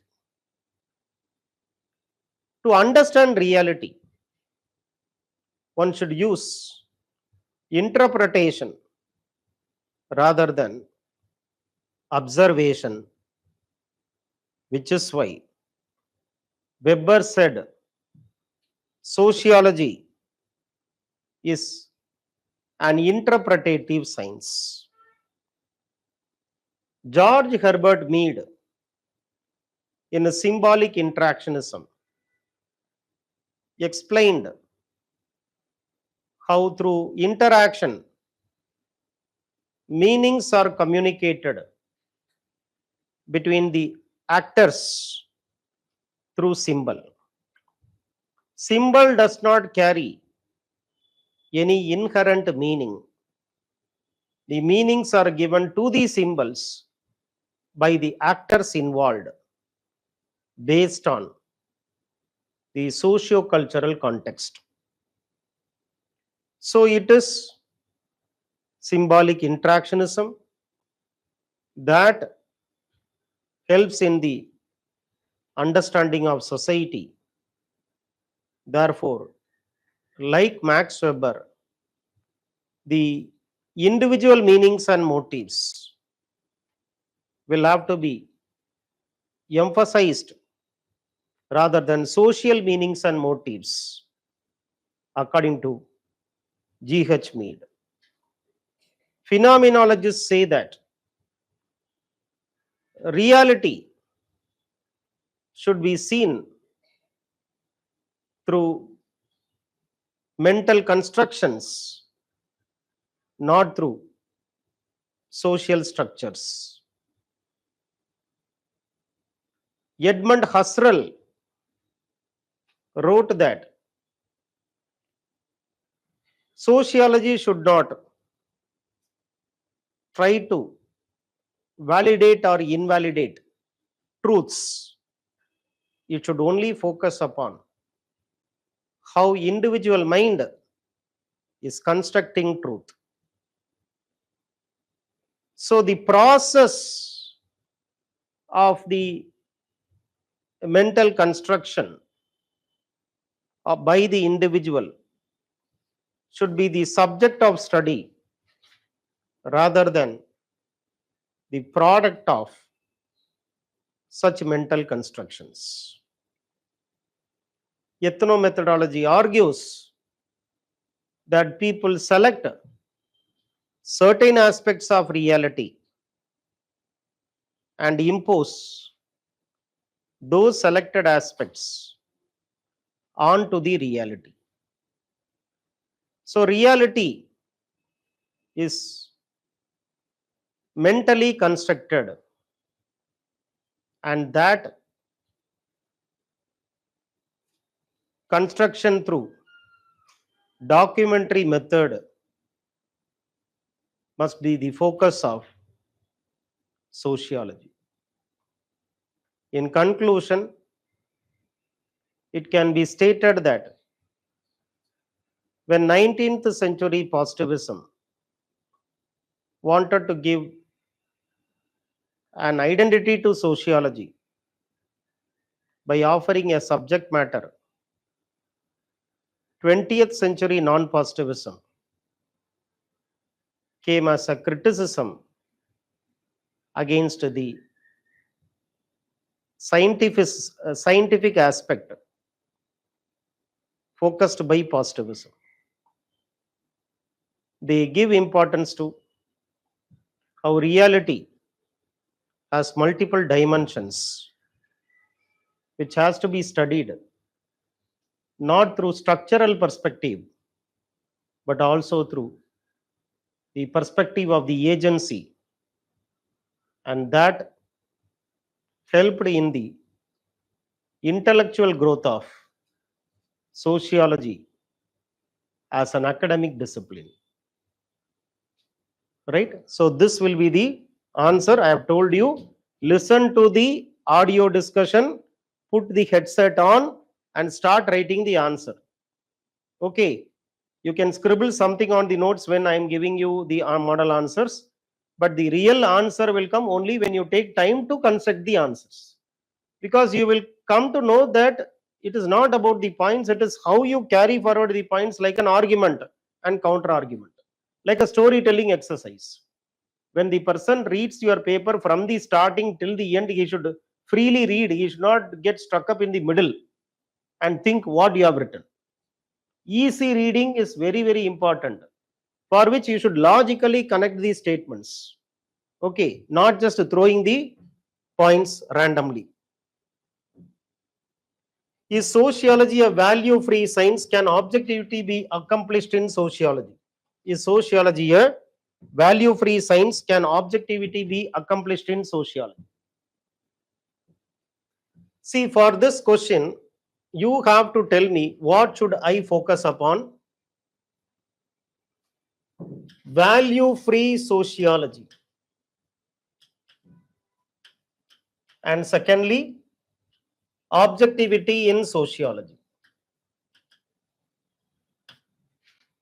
Value-free sociology, and secondly, objectivity in sociology.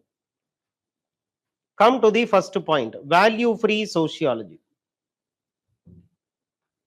What do you mean by value-free sociology? What is value-free sociology? You can write a very important quote given by Gome. That itself will be the introduction. In the intro, write what I am dictating now.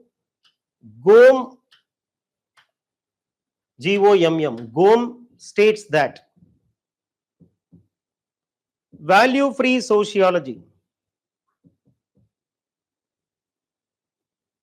is not just impossible. Value-free sociology is not just impossible, but the very idea is unsociological.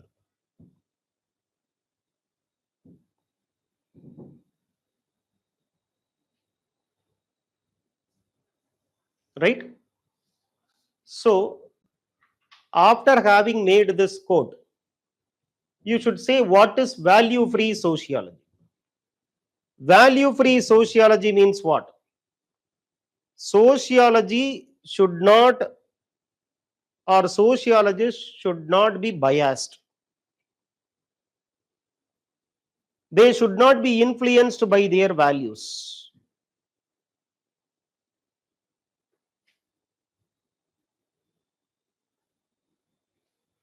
So every sociologist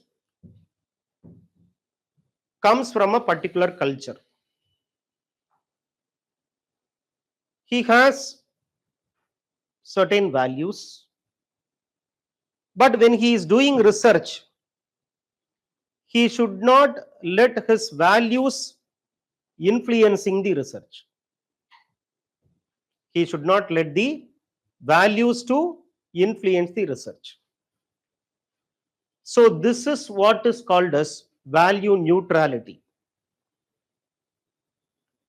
Neither I will support nor I will oppose. That is what is neutrality. Neither I will support a value nor I will oppose a value, and that is what is called as value neutrality. Now, after having said this, you should go to positivism. What positivism tells about value neutrality? Is value neutrality possible or not according to positivism? Tell me, is value neutrality possible or impossible according to positivism? Possible. Value neutrality is an absolute possibility, says positivism. It is an absolute possibility.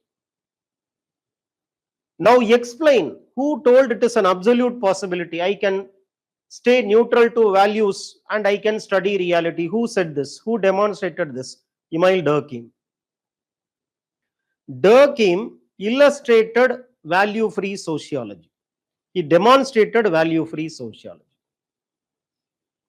When you can be value-free, when you have a desire to study truth as it is, then you will be value-free. So truth should not be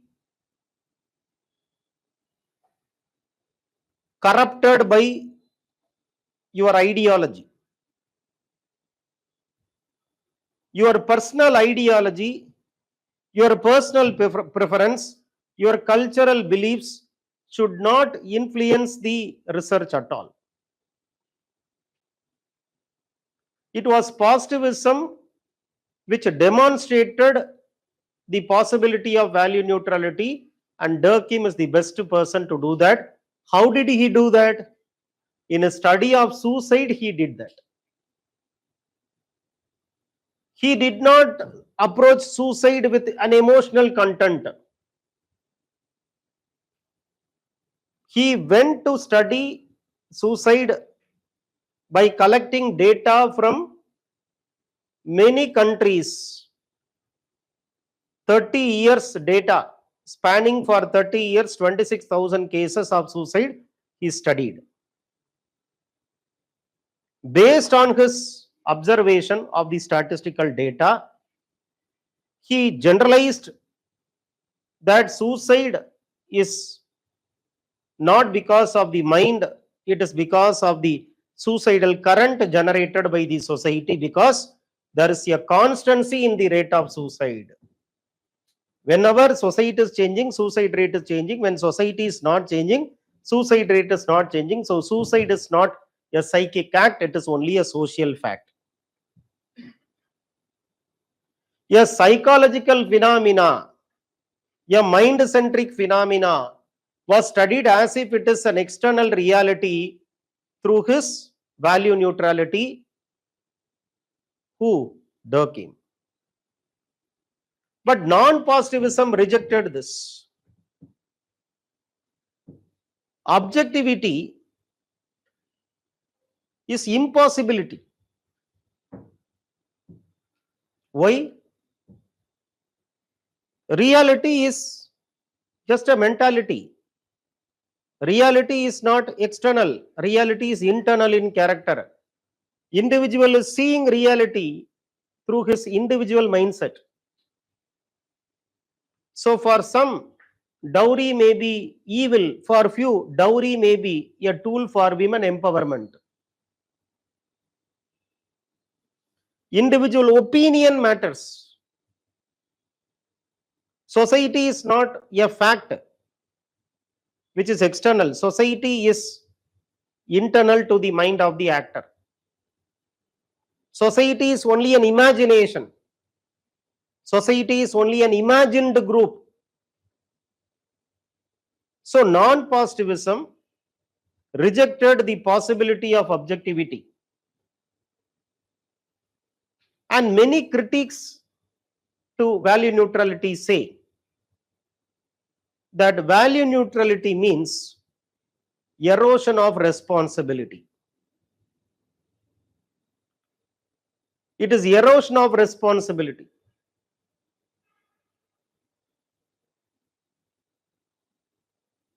Alvin Goldner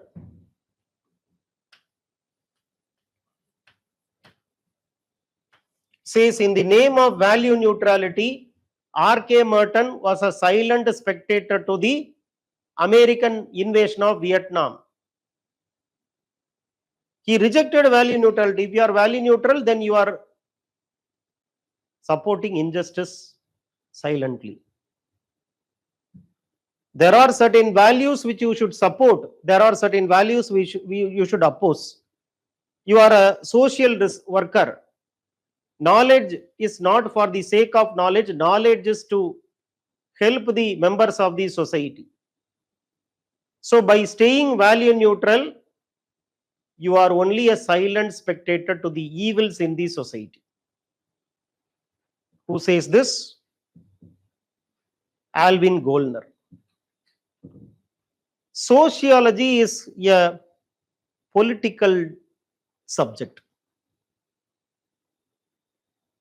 And it is through sociological knowledge, politicians are supported by the scholars. For example, Spencer said Darwin's theory speaks about evolution, discourages revolution in support of the British monarchy.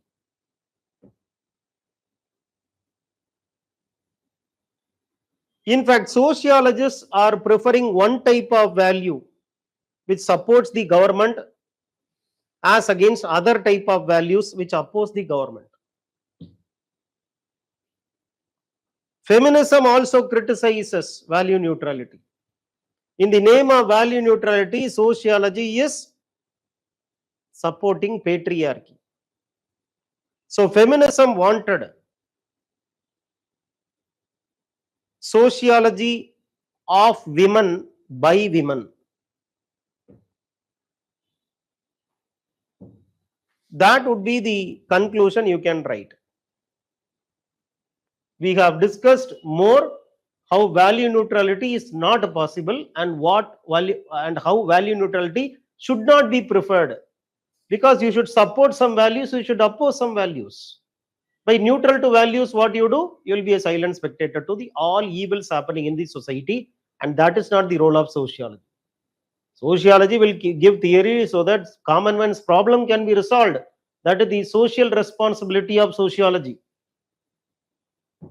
By staying neutral, you are only eroding your moral responsibility. Like that, you should argue in the conclusion. Now, eighth question is, what are the major causes for the emergence of sociology? A very straightforward question. Causes for the emergence of sociology. Emergence of sociology. So, in the introduction, you should say that emergence of sociology can be attributed to modernity and social conditions in 19th century Europe. 19th century Europe was characterized by cumulative changes which were social, political, and economic in character. So, society of 19th century Europe was in a state of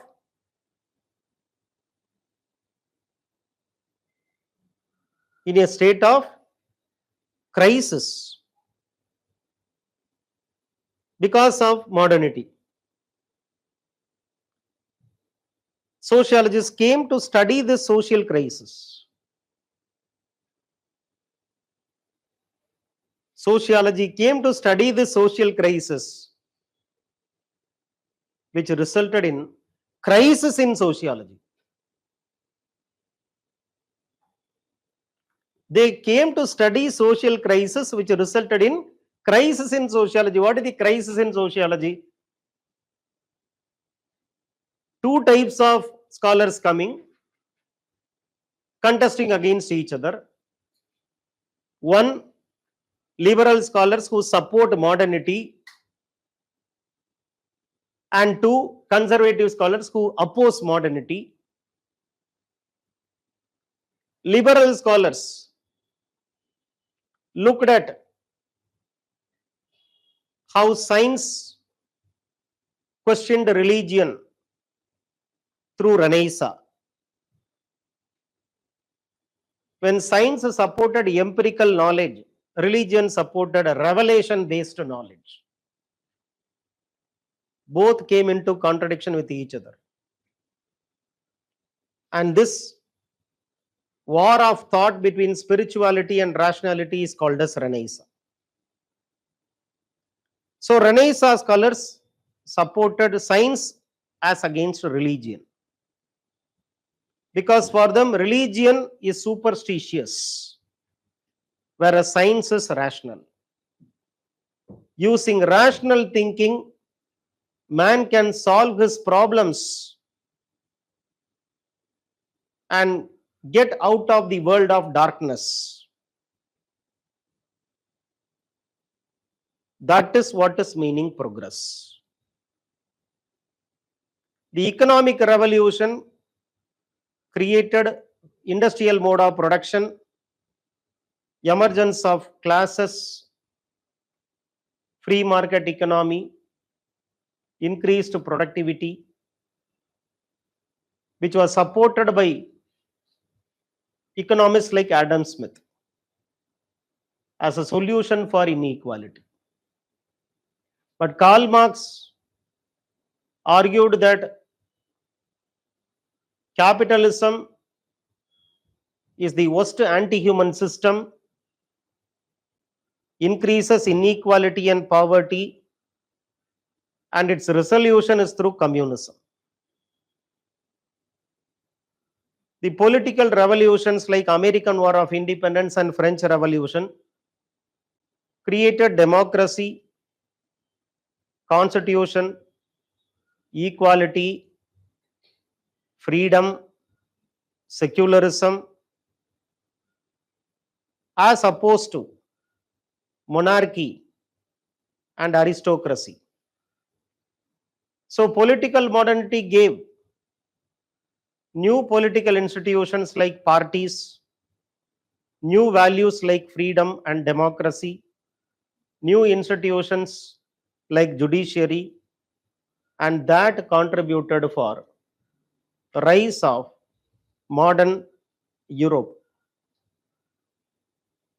Rousseau supported French Revolution as it offered people a bundle of rights which helps in the fullest growth of the individual.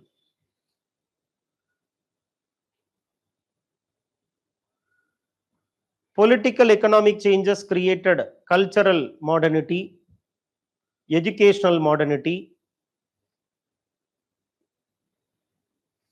value modernity, and this modern society came under critical scanner by conservatives who said modernity created only risk society. Reisman writes about lonely crowd.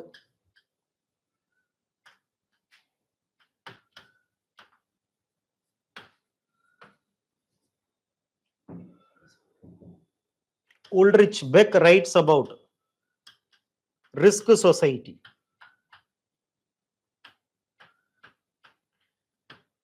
There is too much individualism,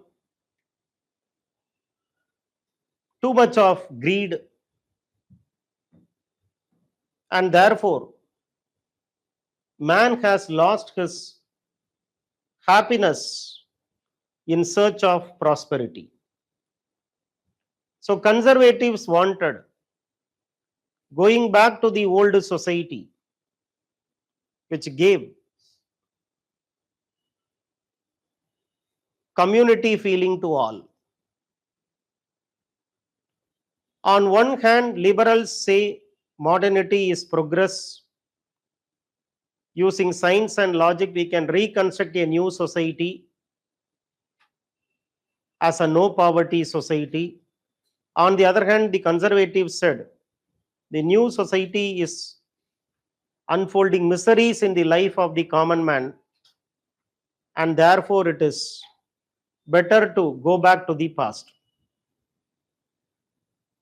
So the fertilization of these two currents of thoughts resulted in an intensive study about modernity called sociology. Sociology, from the beginning till today, studies the future and the nature of modernity, which is why modernity becomes the mother of sociology. So this will be the answer for the 8th question. Now come to the last question. Perception is a dynamic process of negotiation between subjective experience and objective world.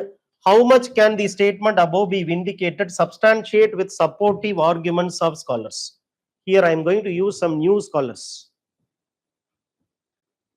New means what? Already UPSC asked in 2023 an approach called as dramaturgical approach. Dramaturgical approach is an approach given by Erwin Goffman. And Erwin Goffman belongs to non-positivism. Okay. So dramaturgical approach is what is the question about.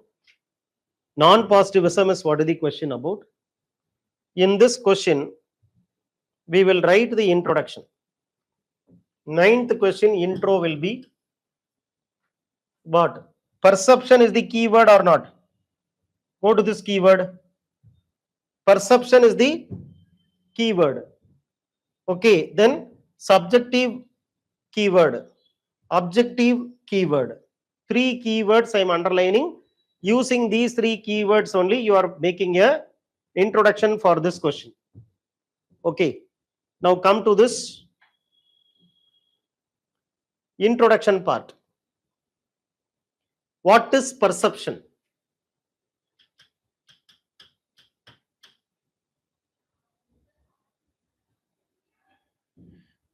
Perception means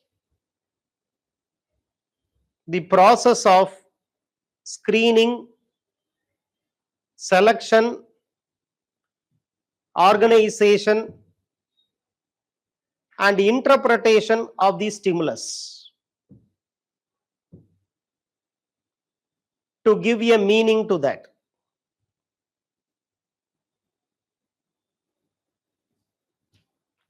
Perception is not objective, it is highly subjective.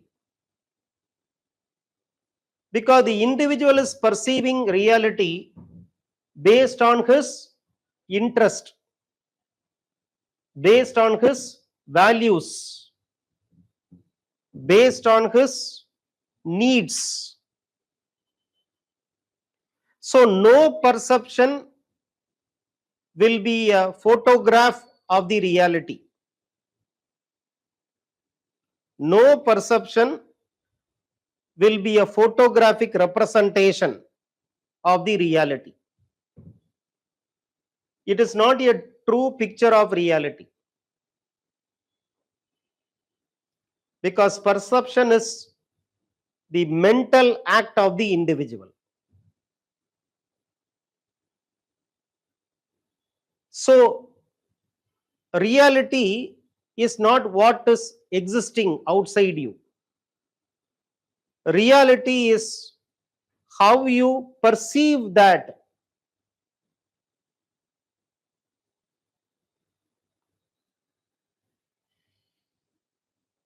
So, your subjective experience and the objective reality may not be the same. How do you see UPSC? Your friend will see this UPSC in a different way. For example, the data says 99.9% of the students fail in the UPSC civil service exam. You have interpreted that you come under this 0.1%. But the one who fears this exam, they say that 99.9% I will come under that. Same fact, you see in one way, the other person sees in another way. For example, there is a river. A river can be seen as a source of livelihood by a farmer. River can be seen as a place to do fishing by a fisherman. River can be seen as a place to take bath by another person. But River can also be seen as a place to commit suicide. Whether river is a source of life or it is a place to commit death, it depends upon the individual perception. And that is what is emphasized by phenomenology. How you see reality is more important than whether reality is really present or not. How you see reality is more important than whether reality is present or not. So here you should write about phenomenology. You should write about ethnomethodology. And in addition to that, you should write about the Canadian sociologist. His name is Erving Goffman. Goffman, Goffman, Goffman. Goffman, in his dramaturgical approach, dramaturgical approach,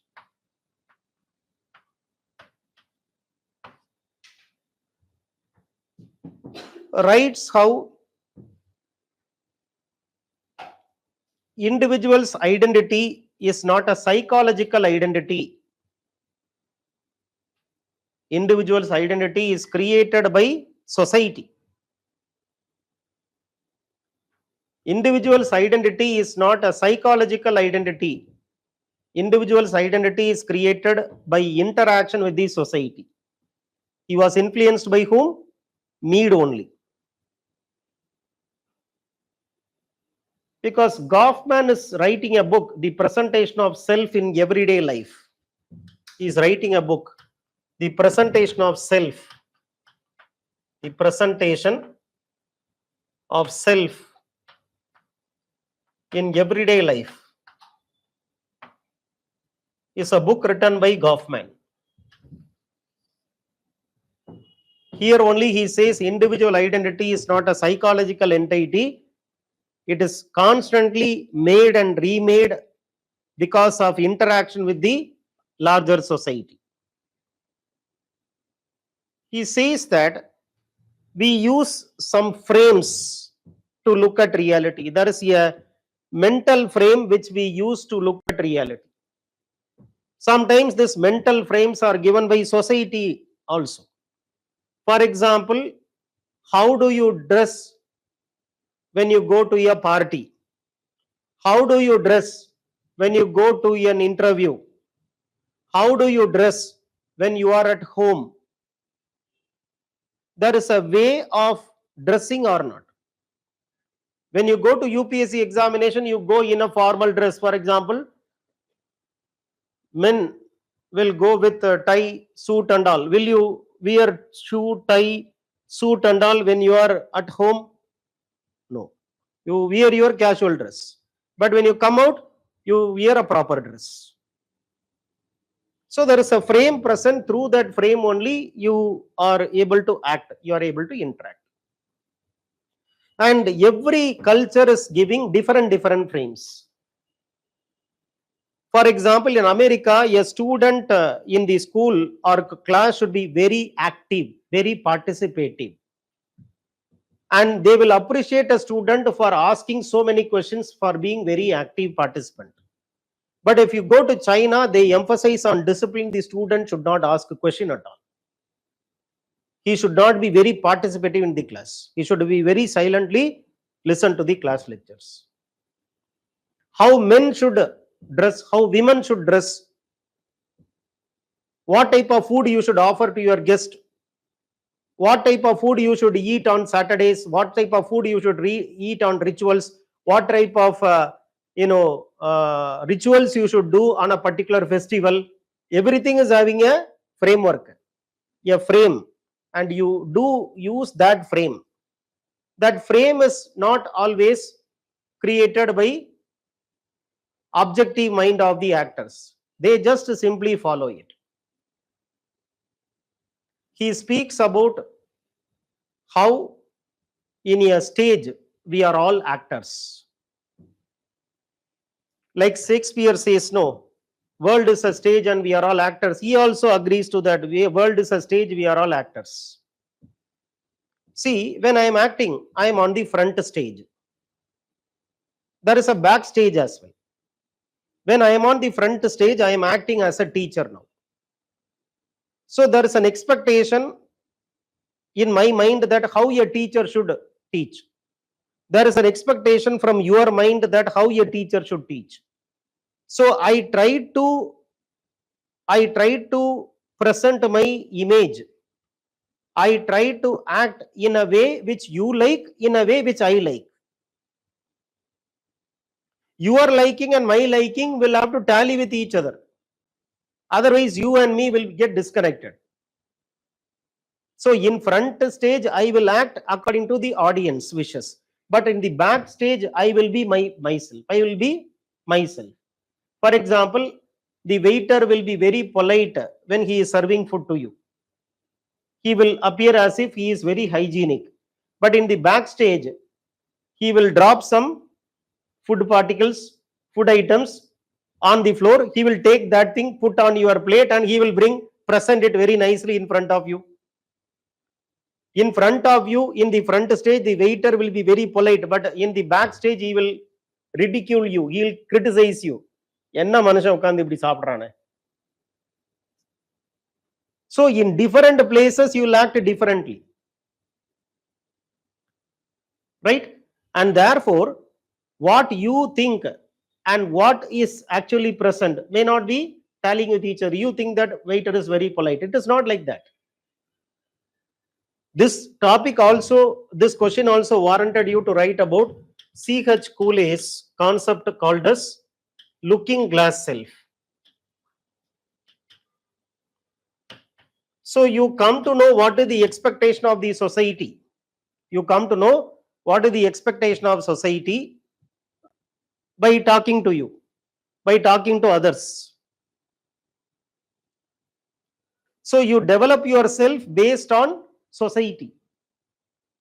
You understand the society.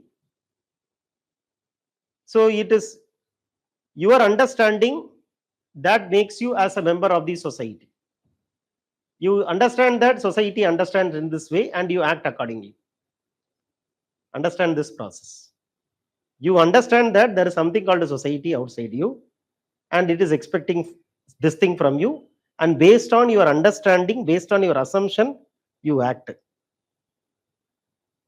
So looking glass self is an example of how the subjective and objective, they will have a complex interplay. It is not that objective will overwhelm the subjective or subjective will be opposite to objective. Constantly objective and subjective, society and your mind will constantly negotiate with each other.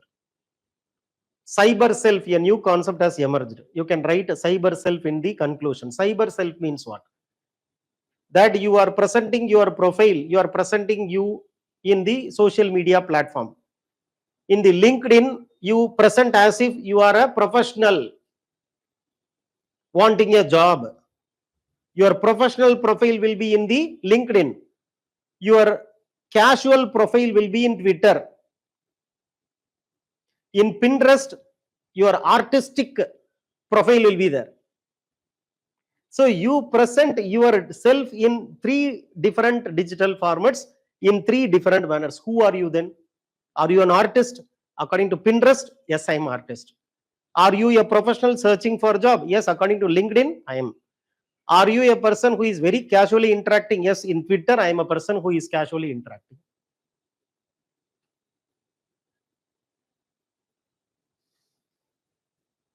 So the topic is about the confluence of positivism and non-positivism. It is about the complex interplay between the subjective and the objective aspects of reality. Society has both as 2 different sides of the coin. Objectivity and subjectivity are not opposites. They form one coin having 2 faces. One face is objective, another face is subjective. Without objectivity, subjectivity is of no importance, as without one face, the other face will become irrelevant. This will be the conclusion you have to write for this question, right? So my advice is that you should listen to the test discussion, rewrite the test discussion, and keep it as a separate notebook so that you will be able to refer it as your revision material. See you in the next class. Thank you.